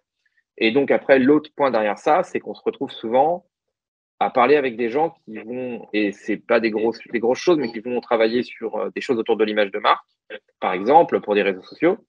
Et en fait, pareil, nous, si on n'a pas assez bien documenté, si on n'a pas créé assez les standards dans notre plus un design système global, en fait, qui englobe aussi l'image de marque, ces gens ne sont pas capables de s'en saisir. Et donc, ils ne sont pas capables de sortir des choses qui soient au niveau de qualité attendu pour qu'il y ait de la cohérence partout. Et donc, ça, c'est aussi une vision long terme que moi j'ai quand je parle de scalabilité, c'est comment tu fais en sorte que dans ton entreprise, il y ait un outil qu'on l'appelle design system ou qu'on l'appelle autre chose, mais qu'une Bible où tu aurais tous tes standards, toute la façon dont tu travailles en commun, et comment tu crées à la fois une expérience dans un produit, à la fois une marque, un ton, enfin on peut parler du tone and voice, parce qu'en fait, en réalité, c'est des éléments qui font partie du design system, mais du coup, d'avoir un seul système qui permet de nourrir tous les aspects de conception, de design, si on veut, en tout cas, de l'entreprise. Autant émotionnel, autant la marque, autant le produit, etc. Et ça, c'est un sacré enjeu. Et je pense que aujourd'hui, en fait, franchement, dans des grosses boîtes, moi, je me rappelle quand je suis passé chez Lyft à San Francisco, ils me disaient qu'ils étaient 200 designers, qu'ils faisaient des stand-up. Très honnêtement, je n'imagine même pas comment ça peut fonctionner. Mais ça n'empêche, mine de rien, c'est des enjeux qui sont très loin de ce qu'on a aujourd'hui, parce qu'on est 30, c'est déjà, bon, je pense, une grosse machine à faire tourner. Zaliata pourra le confirmer ou lire le contraire, à elle de voir. Mais j'imagine, voilà, tu as 200 product designers, mais en fait, comment c'est possible? Ça serait vraiment intéressant de commencer à se demander, dans ce type de mise à l'échelle, qu'est-ce que tu as besoin de faire, quoi, parce que je pense que c'est un monde complètement différent et qu'on n'y est pas encore en France. Merci, Anthony. Je vais continuer avec toi, je vais sur le sujet. Toujours, je pense que ça va toujours être le prisme du design system, mais c'est intéressant de continuer sur ce sujet-là.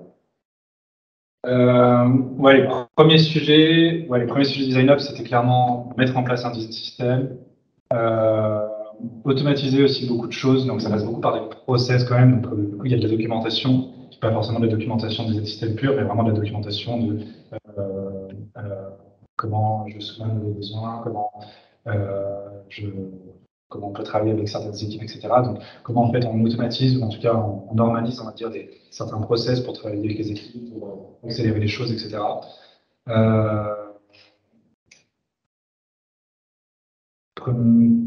Ouais, après, il y a la partie outillage dont on avait parlé, mais qui est un peu, je trouve, la pierre angulaire dans les sujets DesignOps, parce que c'est vraiment ça qui va permettre d'articuler en fait, tous les éléments de DesignOps.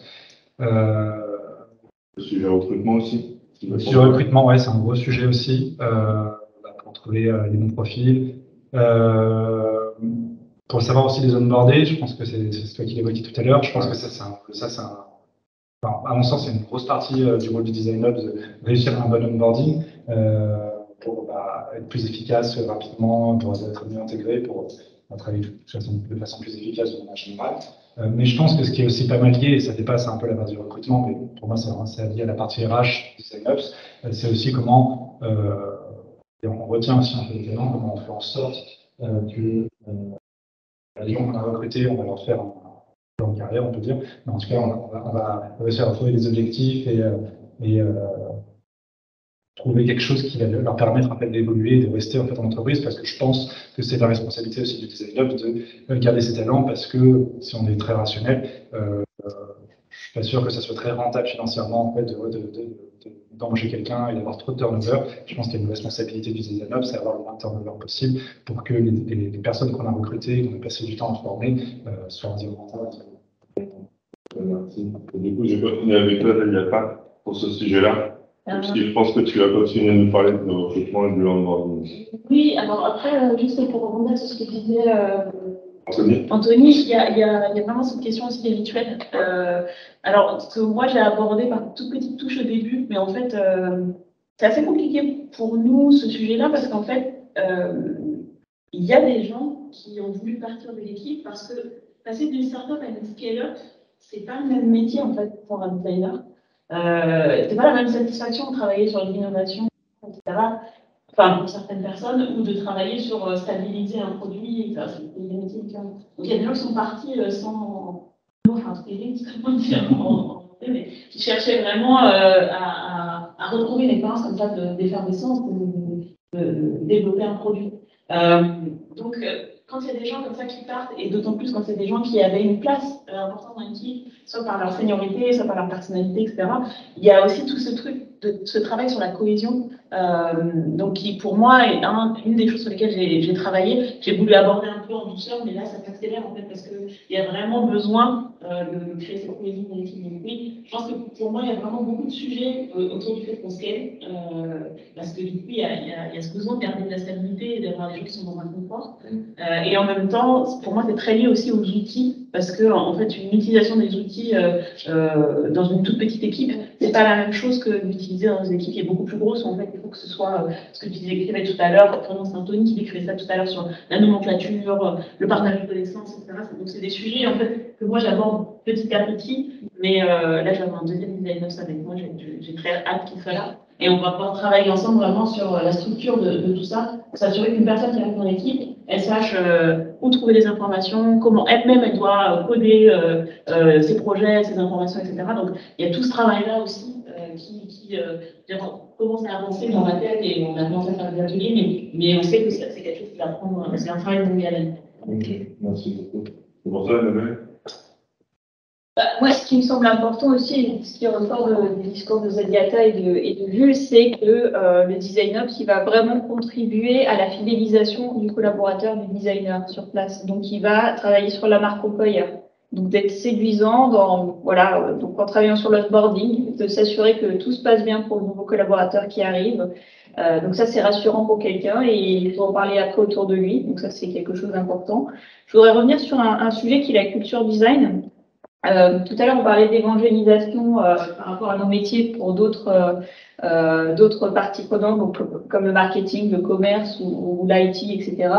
Moi, ce qui me semble important, donc certes, en les mettant au milieu d'ateliers de co-création pour justement comprendre l'importance du process du diamant et comprendre le processus créatif que nous, on met en place.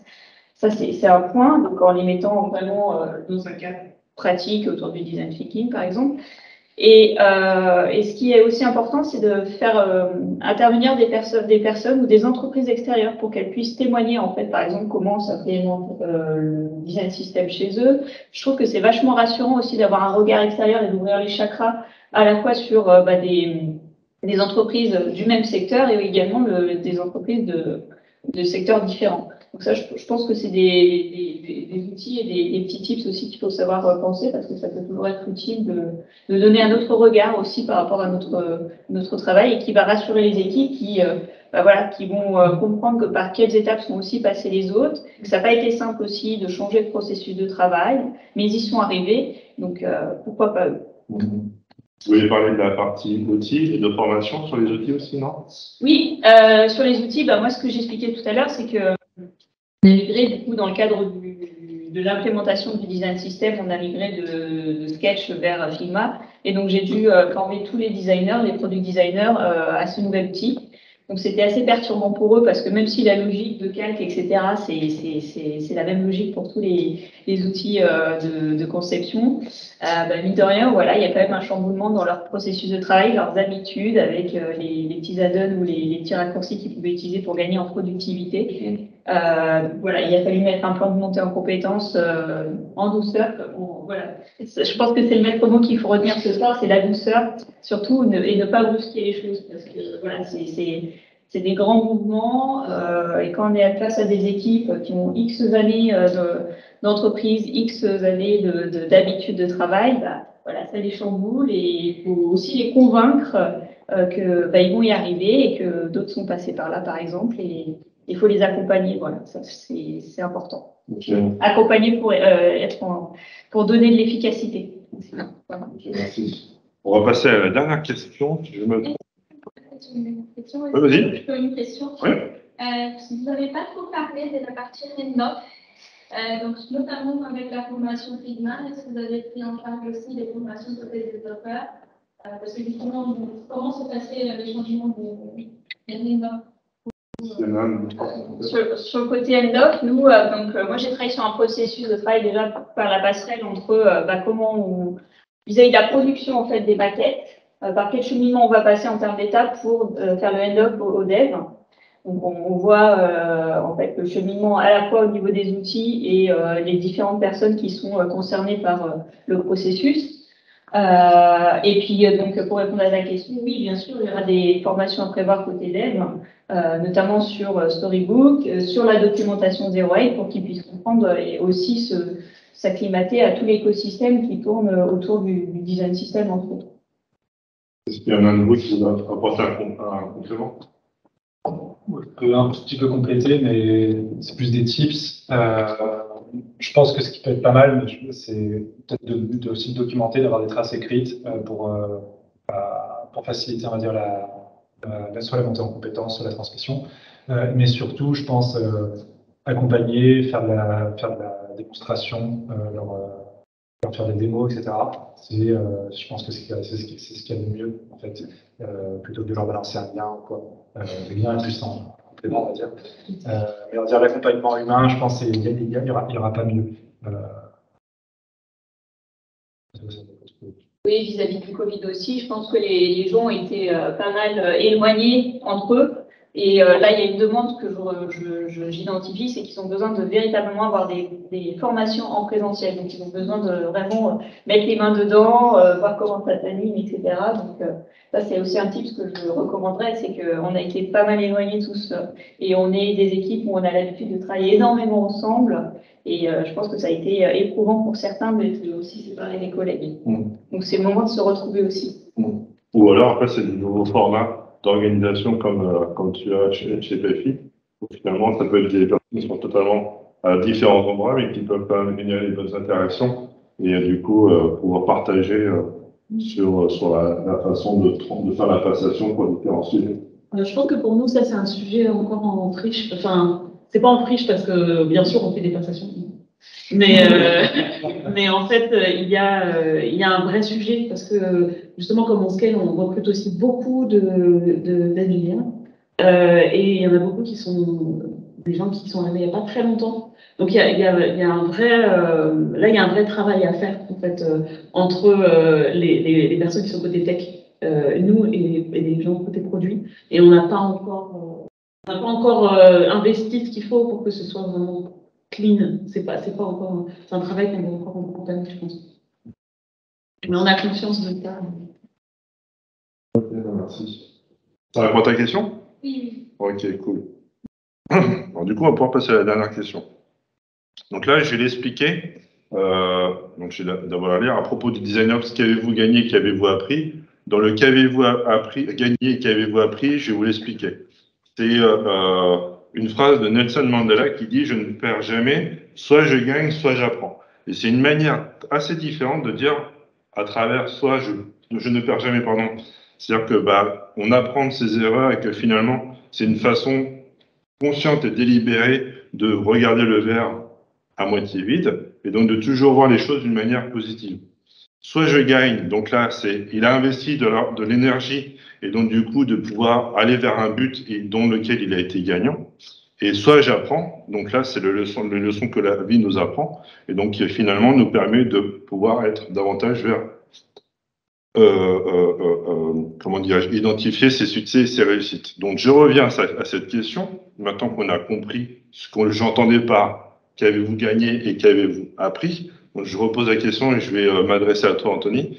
À propos du Design Ops, qu'est-ce que tu as gagné, qu'est-ce que tu as appris? Alors, c'est une question qui n'est pas évidente en vrai. Moi, je pense que ce qu'on gagne aussi, c'est par exemple, typiquement, le besoin de documenter, le besoin d'avoir des éléments qu'on passe, qu'on ne fait pas toujours obligatoirement quand on est tout seul. Moi c'est quelque chose voilà, qu'il y a quelques années, je n'aurais pas fait. Maintenant, je le fais de plus en plus. Et puis, plus les équipes grossissent autour de moi, plus on se pousse à le faire. Mais c'est des réflexes que tu n'as pas obligatoirement quand tu bosses tout seul, mais en fait, qui sont sains de documenter. Donc ça, je pense que c'est un bon gain quand tu le fais. Et même quand tu es tout seul, voilà, typiquement, on parlait de Preto. Quand j'ai monté toute cette logique de design system, de composants chez Preto, en fait, on aurait pu dire qu'on n'en avait pas besoin parce qu'on était au début de la boîte, etc. Mais le fait de l'avoir fait dès le début, ça nous a fait gagner beaucoup en vitesse à long terme.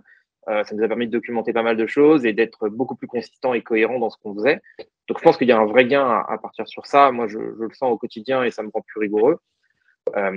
L'apprentissage, moi, je pense que le gros apprentissage, ça rejoint pas mal de choses qui ont été dites. En fait, c'est que tu peux pas résoudre tous les problèmes que tu as dès le début, que tu sois tout seul, 10, 20, 50 ou 200. Donc, en fait, tu dois savoir où regarder, tu dois savoir qu'est-ce qui est vraiment prioritaire et aussi que tu ne peux pas tout anticiper. Il y a peut-être des choses que tu vas anticiper, mais typiquement, tu as des nouvelles personnes qui arrivent, tu vas faire un onboarding. Bon, peut-être qu'en fait, ton équipe, quand elle double de taille, tu n'es pas obligé de doubler les rituels. Ça, c'est quelque chose que disait Zaliata, c'est que tu fais pas le même travail que tu sois en startup au début, puis après un peu plus tard, puis en scale-up, puis etc. Et en fait, oui, c'est vrai, on peut pas tout anticiper. On doit accepter qu'on fait un travail qui soit en termes de design, en termes de produit, et même en fait juste en termes d'offre qui est itératif. Il l'est toujours, tu construis le minimum dont tu as besoin pour que ça avance, puis quand ça fonctionne plus, tu recommences, et ainsi de suite. Et du coup, il faut s'écouter, il faut écouter les autres, sinon tu peux pas améliorer ton standard et ta façon de faire les choses. Moi, je pense que c'est un peu ça que je donnerais aujourd'hui et ce besoin aussi que des fois, il faut accepter que ça avance lentement. Tu peux pas tout résoudre et que tout le monde autour de toi n'a pas la même vitesse. Je sais pas si c'est le bon terme, mais tout le monde n'avance pas à la même vitesse et ça peut des fois créer des frustrations. Il faut faire avec. Merci. Je vais continuer par toi, Annabelle. Moi, qu'est-ce que j'ai gagné? La sérénité et la confiance. Pour les personnes pour qui j'ai bossé, ça c'était quelque chose d'important. Donc ça veut dire que j'ai réussi mon travail à les accompagner et que ça se passe au mieux pour eux dans leur quotidien. Donc ça c'est pour moi une grande réussite pour moi à titre personnel. Qu'est-ce que je gagne aussi en parallèle? Donc ça c'est plutôt sur le côté humain. Le côté opérationnel, c'est plutôt d'implémenter des nouvelles choses, que ça progresse, qu'on sent qu'il y a il y a de la progression, il y a de la compréhension maintenant, et il y a aussi une autre vision du rôle du product designer qui n'est plus que là pour faire de la prod. Il apporte une valeur ajoutée, une autre vision, et il va donner un regard différent sur la stratégie du produit aussi. Donc ça, c'est aussi une réussite. Ça veut dire que on arrive à reprendre du recul et on sort un peu du rôle de production à proprement dit. Et qu'est-ce que j'ai appris? C'est d'y aller vraiment en douceur. Je crois que c'est pour moi c'est mon drive ce soir, c'est vraiment d'y aller en douceur, de pas les bousculer, de prioriser, comme le disait Anthony, c'est quelque chose d'important. On n'est pas Superman non plus, Superwoman. On peut pas tout prendre d'un coup. Et Et donc c'est pour ça qu'en amont, avant de prendre un rôle de designer, ce que je recommanderais, c'est bien sûr de faire un audit de l'existant, une recherche utilisateur, d'aller à la rencontre des collaborateurs, de savoir voilà, comment ils fonctionnent à l'heure d'aujourd'hui, qu'est-ce qui va, qu'est-ce qui ne va pas. Il y a aussi un template qui a été créé pour justement formaliser avec les équipes quelles sont les attentes qu'ils ont du designer, pour que voilà, je réponde au mieux à leurs attentes. Donc je pense que c'est voilà, des petits tips que je peux vous donner en tout cas ce soir, c'est déjà en amont de faire comme si voilà, on était sur un produit ou un service digital, hein, c'est de faire de la recherche utilisateur, de leur poser des questions et après de prioriser avec eux voilà, là où il faut solutionner à l'heure d'aujourd'hui. Voilà, est-ce que j'ai d'autres choses que j'ai appris Non, commencer petit bout par petit bout, hein, c'est quelque chose d'important, on ne pourra pas faire tout d'un coup. Merci.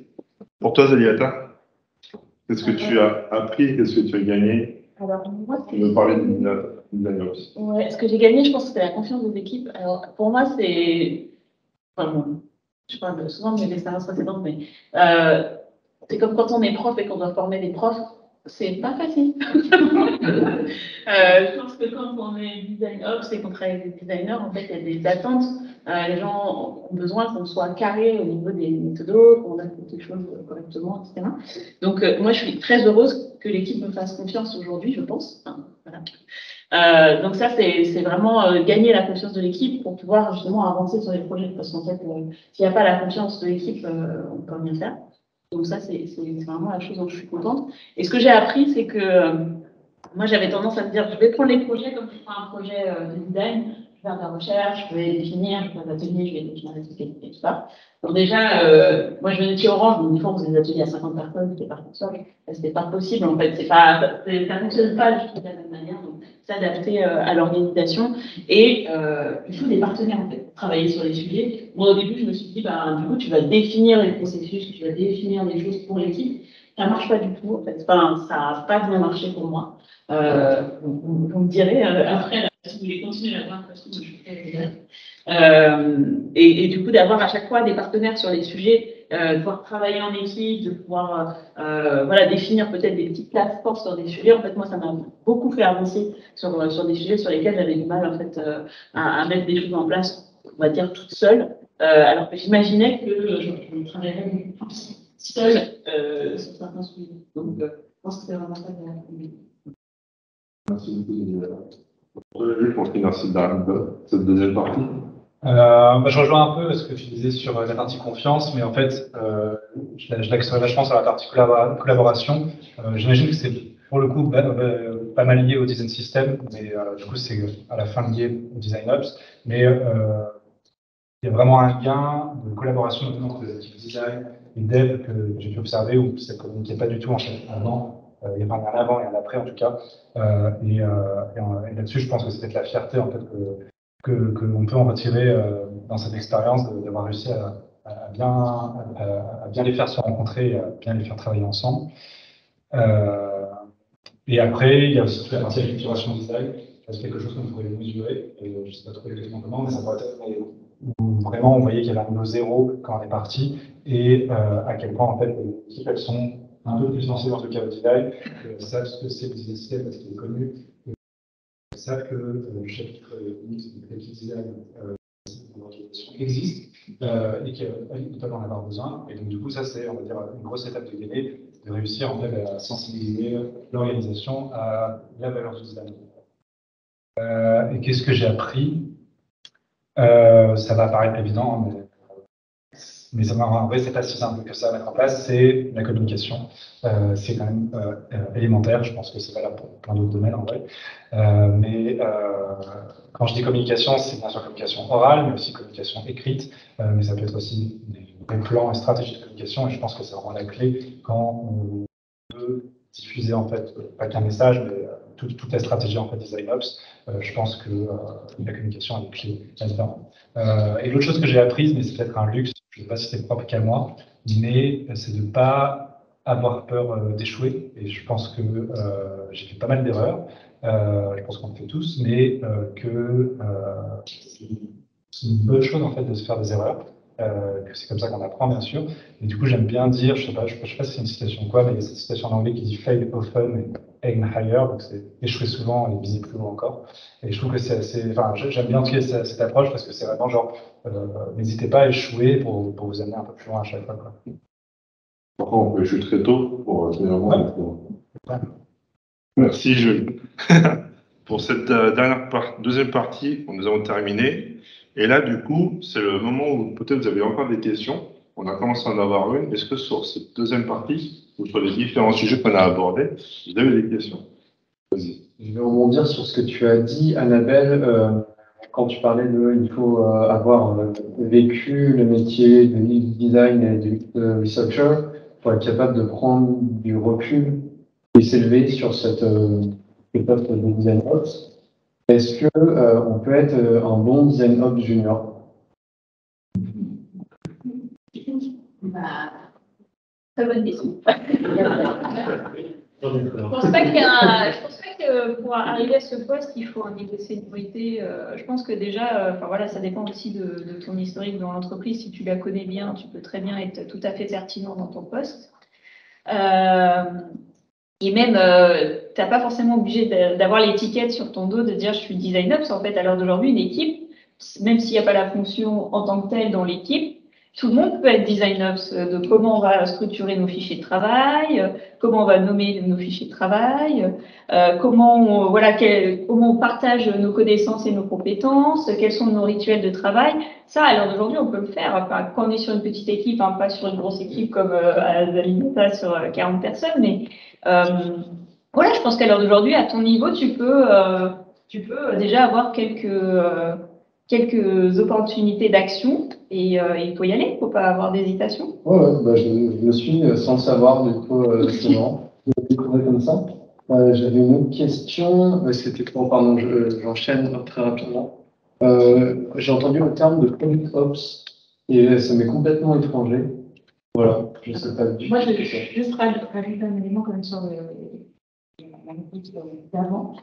Nous, on a, par exemple, un Sylvie NBN qui s'occupe, qui est product designer, mais sur la partie design system, qui a un esprit très design ops. C'est-à-dire, elle est toujours en train de dire, hey, il y a des gens, on nettoyait les trucs, faites bien, nommez les choses bien, est-ce qu'on peut pas faire des formations sur des sujets? Donc, elle est géniale, voilà. Et en fait, mais après, il a fallu qu'elle gagne en maturité pour être plus écoutée. Donc, je pense que c'est, quand je dis maturité, je veux dire leadership. C'est-à-dire, pour réussir à avoir du leadership, pour pouvoir emmener les gens, c'est plus là où, des fois, on peut lui faire des actions, on peut créer de l'attraction pour justement faire des actions de designers.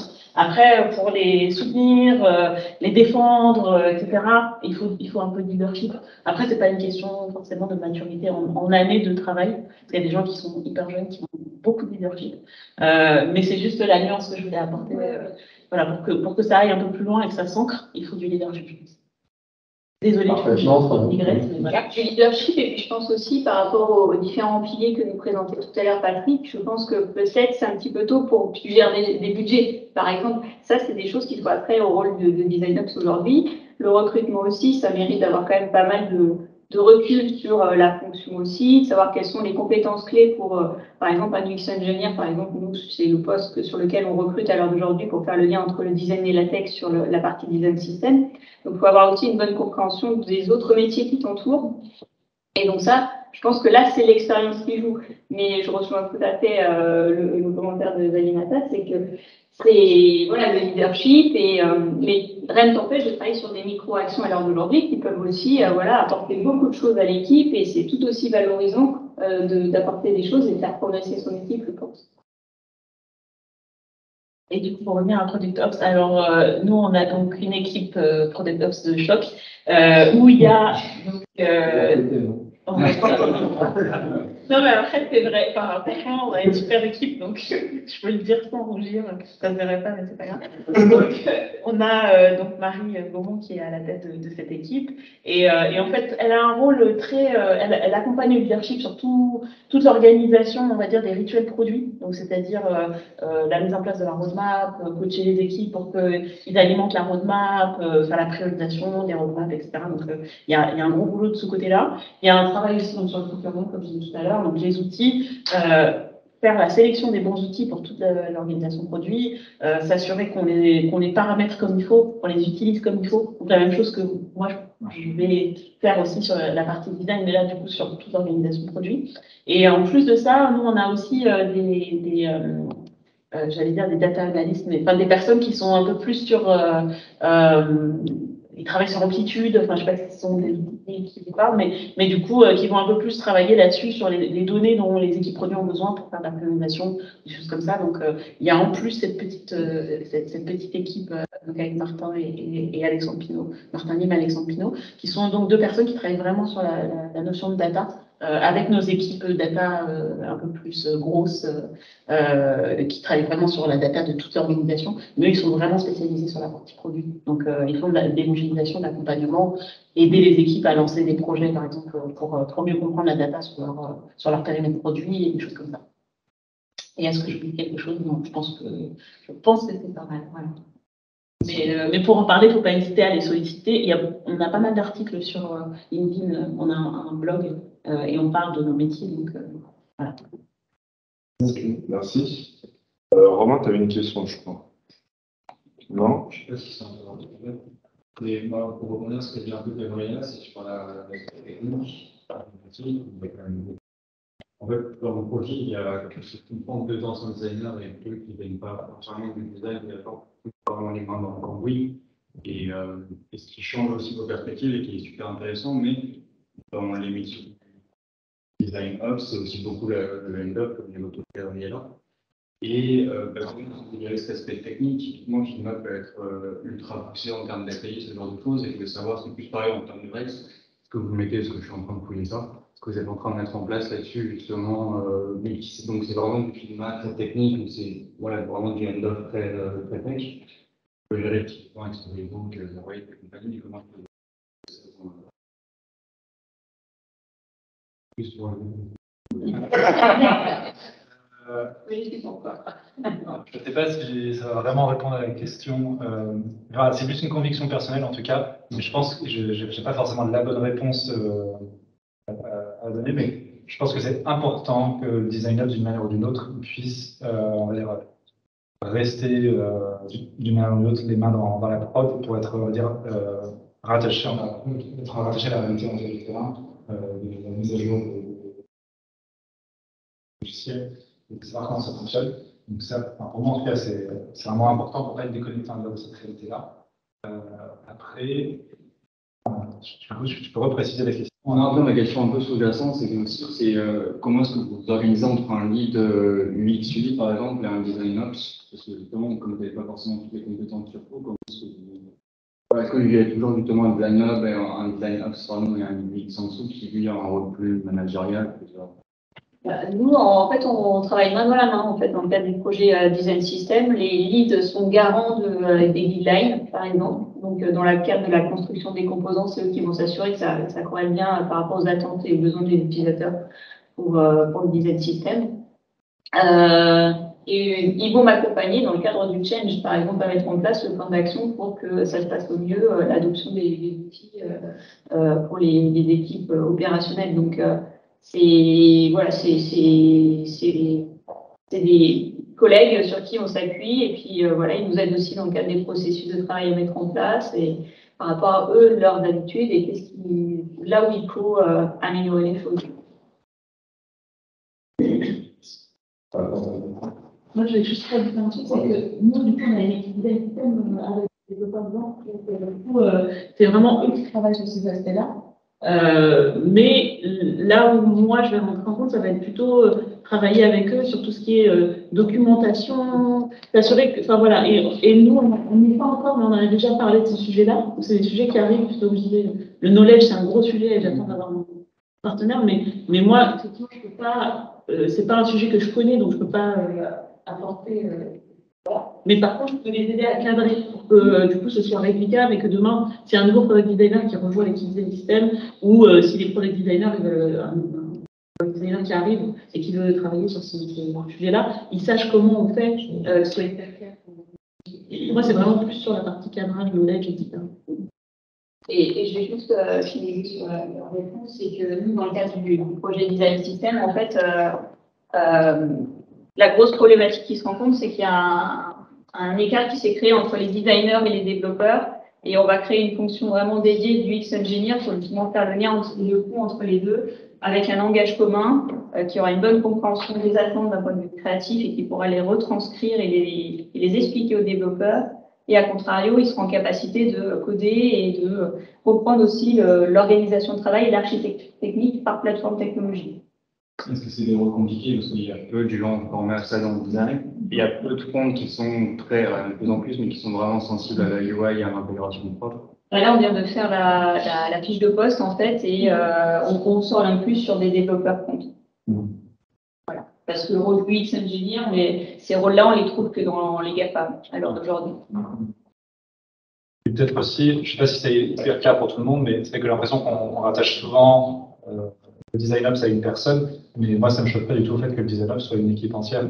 Et donc, du coup, par rapport à ta question, c'est pas forcément grave si une personne dans l'équipe Design Ops n'a pas toutes les compétences, si en fait l'équipe Design Ops dispose de toutes les compétences à la fin. Moi, je ne voyais pas ça comme un truc aussi transversal qui allait jusqu'à la RH. En fait, pour moi, c'est bien très technique. Peut-être qui est peut-être plus lié à ton contexte. Qui est peut-être plus lié à ton contexte au niveau de ton organisation. Okay. Donc, du coup, bon, tu n'as peut-être pas besoin d'aller taper dans tous les piliers, mais peut-être qu'une partie.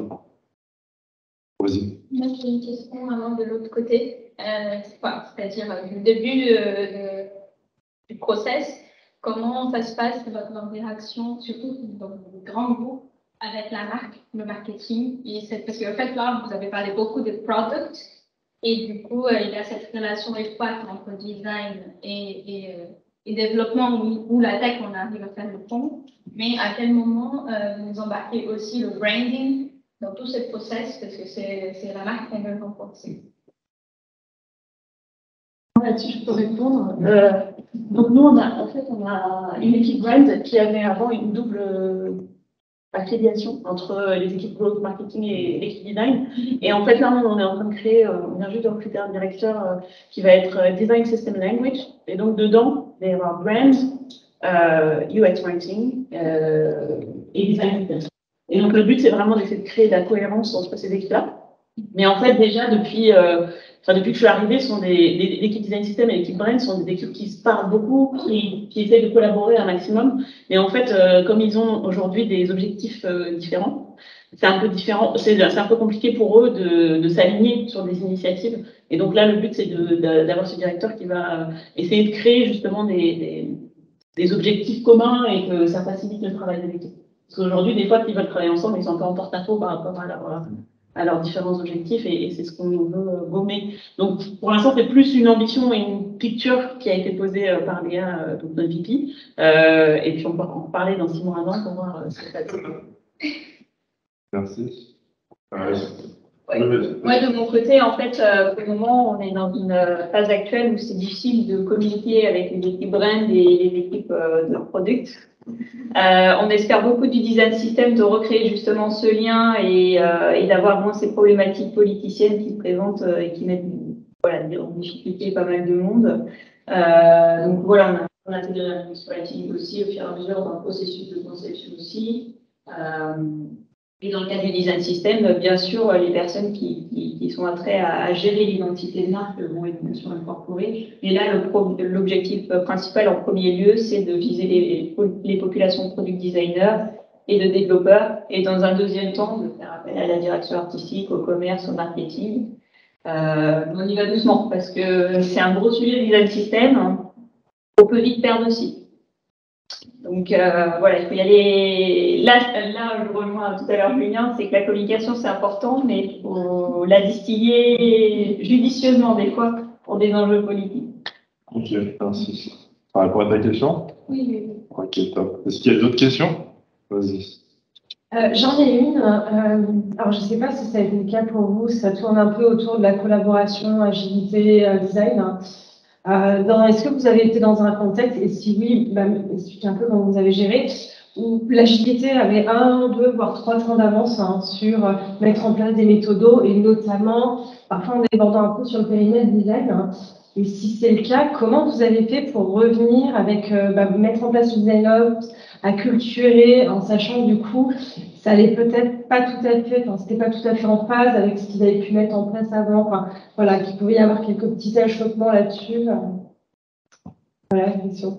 Alors, donc je réponds sur la mission sur laquelle je suis à l'heure d'aujourd'hui. Il y a au niveau de l'organisation, moi je suis au sein de la DPM, il y a une DPSI. Et on est complètement décorrélés. Donc le designer n'est même pas intégré dans le cycle de production de l'agilité. Donc il y a un gros travail à faire dans les mois à venir pour réintégrer le l'UX designer, enfin le product designer, qui est un élément important de l'équipe de développement, entre guillemets. Après, si je prends de mon expérience et les expériences auparavant que j'ai pu avoir, et si je reprends ta question, si je comprends bien, c'est comment intégrer le designer dans le cycle de production. Comment tu arrives à mettre en place finalement ou à faire grandir un design ops, à le formaliser, enfin voilà, monter les différents piliers, sachant qu'il y a déjà un historique, il y a des choses qui ont été mises en place par l'agilité, mais un peu plus tôt quoi en fait. Et finalement, ils ont donné des process, et notamment des process, comment dire, très lié au travail du designer finalement, parce que voilà, c'est ça en fait. Dis-moi si c'est pas clair. L'accompagnement du changement d'un modèle vers un autre, un peu ça. Là, voilà, il y a un modèle existant qui est un peu empiété en gros sur celui qu'on devrait mettre, qu'on met en place et qu'on veut continuer à améliorer. Comment gérer cette situation? Voilà, actuellement. Plus ou moins, ouais. Après, ça dépend. Moi, je suis dans un grand groupe, alors ça dépend des directions, tout ça. Mais c'est des choses que j'ai pu observer et je sens, voilà, qu'il y a. Alors, ça normalement, ce périmètre d'action, pour moi, je le rattacherais plus à un coach agile pour justement, faire comprendre et évangéliser la méthodologie agile et qu'est-ce que c'est et quels sont les différents rituels et cérémonies. Après, à savoir, est-ce que ce design ops doit porter ce poids à l'heure d'aujourd'hui? Je ne sais pas. Ça dépend des chantiers, des priorisations à faire aussi de son rôle.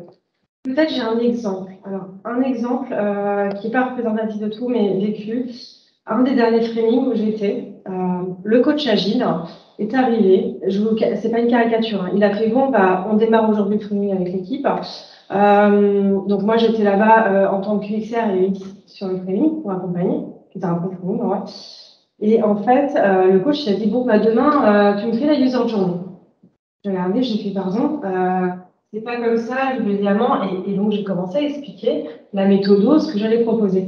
Et en fait, j'ai passé un peu tout le projet à, comment dire, pas me battre contre lui, c'est pas ça, parce qu'on se parlait, on s'entendait bien. Mais lui, il poussait parce qu'il voulait une liste de livrables, parce que lui, il disait, c'est des personnages, c'est une user journée, j'ai ma checklist, c'est ça le design. Et moi, je disais, bah non, c'est pas ça le design thinking, et c'est autrement. Donc j'ai réussi, mais ça m'a demandé beaucoup d'énergie à embarquer l'équipe et à faire les choses dans le bon ordre, quoi.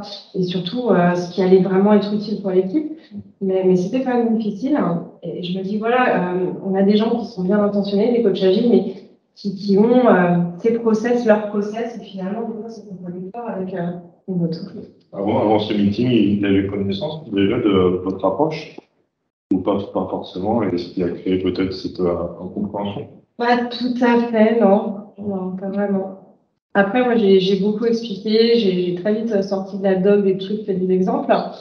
J'ai plutôt réussi à embarquer le PO et le PL, mais le coach, à la fin, me disait, ouais, mais bon, j'aurais bien aimé qu'on commence par mon truc comme ça. Ouais. Moi, j'avais cette expérience-là chez Orange. C'est très drôle que tu dises d'accord du train, parce que du coup, on était en safe. Donc, on était vraiment agilité à l'échelle. Ouais. Et par contre, au niveau design, on était un peu derrière. Et en fait, je pense qu'on n'a pas pu gagner toutes les batailles parce que l'agilité avait une efficacité au niveau des équipes techniques et une prise que nous, on n'avait pas quotidienne. Par contre, ce qui nous a fait réussir, c'est quelques projets sur lesquels les designers ont fait ce que tu as fait et on fait des rex. Et donc, avec l'équipe agile, ils ont été présentés en fait en projet. Et finalement, à la fin, c'était la DTSI qui demandait la part des designers. Alors que nous, côté marketing, on n'arrivait pas des fois à dire aux gens, ben, si, il faut faire de la research, etc. En fait, vous avez capitalisé la preuve par... Exactement. Et ça a très bien marché parce qu'après, à la fin, c'était la DTSI qui disait nous, on veut absolument qu'il y ait de la research, etc. Il a fallu quelques projets stratégiques sur lesquels vraiment on a montré la valeur. Ouais, voilà. Je pense qu'il y a peut-être encore plein d'autres questions, mais je vous proposerai qu'on continue les questions pendant le moment de networking. Et juste pour finaliser, on va se faire juste un petit takeaway et après on passera de l'autre côté pour retenir les points clés. Alors moi, je peux en donner un, puisqu'on l'a suffisamment bien répété. On peut avoir des organisations qui ont un souhait de scaler, mais avec de la bienveillance. Et derrière le mot bienveillance, on a souvent entendu le mot douceur. Je pense que c'est le premier point qu'on peut retenir ce soir. Est-ce qu'il y a d'autres points que vous avez retenus de ce meet-up? Je m'adresse autant à nos speakers qu'à vous qui étaient présents ce soir. En fait, la priorisation des tâches du design ops, c'est intéressant de se dire que c'est quelque chose de global, mais malgré tout, selon l'organisation, etc., il faut quand même prioriser par quoi on commence aussi par rapport aux besoins de l'équipe. Je pense que c'est clé aussi pour eux.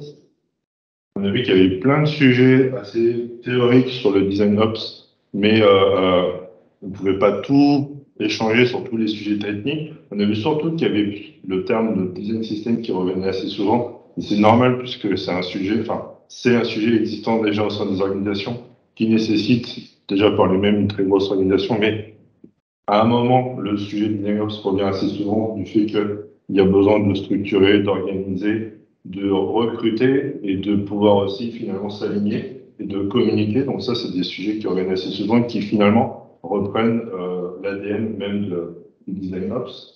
Est-ce qu'il y a d'autres points sur cet élément-là? Vas-y. Moi, j'ai beaucoup entendu le fait d'acculturer, c'est-à-dire que c'est pas juste les équipes de designers, hein, c'est vraiment tous ceux qui sont autour, quoi. Voilà, c'est toute l'entreprise en fait à former, à accompagner, à acculturer. En tout cas, c'est un élément clé pour que ça soit une nécessité que j'ai pas entendu dans les pédagogies. Vas-y, Pierre. Moi, il a retenu qu'il n'y avait aucun développeur comme ça. On parlait souvent de. Ah, t'as pas mis le petit point. Pardon. Mais par contre, on a parlé dans le sens de se communiquer et de pouvoir se comprendre. Et vas-y, s'il te plaît. Moi, j'ai l'impression qu'on manque encore c'est mon ressenti peut-être de maturité sur le sujet, parce que je crois qu'on peut définir plusieurs profils de design ops vachement différents. Tu as des design ops qui sont beaucoup sur le community building. Ouais. C'est le ressenti que j'ai eu surtout avec ton témoignage chez Payfit. Et on a du design ops qui est vachement dans apporter un cadre et quelque chose de très organisationnel. Et on met un peu de côté ce community building. Et ça donne presque l'impression que ça sera bientôt peut-être des métiers séparés. Je sais pas, après là on part sur ce que je pense des business, mais c'est vachement intéressant de voir que finalement design ops il y a tellement de sujets différents. Ah mais c'est clair, cet atelier, j'ai vu un schéma en fait qui présentait vraiment à l'échelle grosse organisation et le rôle de design ops, mais qui se séquençait. Il y a le design ops finance qui va gérer tout ce qui a trait aux achats, etc. Donc vraiment très financier. Il y a le design ops très orienté human resources, donc les formations, les plans de montée en compétences, le suivi des collaborateurs, les entretiens annuels, un peu de choses comme ça. Après, le design ops autour, sur l'aspect opérationnel, pur, des processus de travail, comment on va améliorer la production, les process inhérents au cycle de conception. Enfin, voilà. Donc, je pense que plus l'organisation design va prendre de l'ampleur, et puis il va falloir aussi séquencer ce rôle qui est clé, parce qu'on ne pourra pas tout porter en fait. Et ça, je pense que c'est aussi une leçon à retenir dans les takeaways ce soir, et aussi d'avoir des alliés autour de soi, parce que c'est un travail qui n'est pas évident. On bouscule un petit peu les choses aussi, les gens, et c'est aussi important d'avoir des gens sur qui on peut se reposer et avoir aussi des relais pour diffuser des messages. Donc voilà. J'allais juste te dire qu'il y a un élément, c'est aussi qu'on capitalise aussi sur ce qu'on est, c'est-à-dire que moi je suis plus expert de la facilitation, des entreprises, etc. Donc c'est plus ça que je vais apporter mon travail. Et c'est pour ça que dans le recrutement, je cherchais aussi des gens qui soient un peu plus orientés design system, même si on a une équipe, mais qui ne peut pas faire tout ce qu'il y a à faire côté designer. Donc je pense que s'appuyer sur ses forces aussi en tant que designer, je peux pas essayer de faire la même chose que ce que je fais. C'est pas possible en fait. J'aurais pas les compétences, mais je suis capable quand même de parler avec les gens et je sais de quoi ils parlent, etc. Mais je pense qu'il faut un vernis. Il faut être un généraliste, mais après, il faut capitaliser vraiment sur ce qu'on on ne peut pas tout traiter, il y a une priorisation à faire. Donc, ce qui peut parfois, comme démarrage, comme tu l'as démontré, par sujet recrutement, et puis après arriver un peu plus sur une partie opérationnelle où finalement tu t'es retrouvé aussi. Merci beaucoup.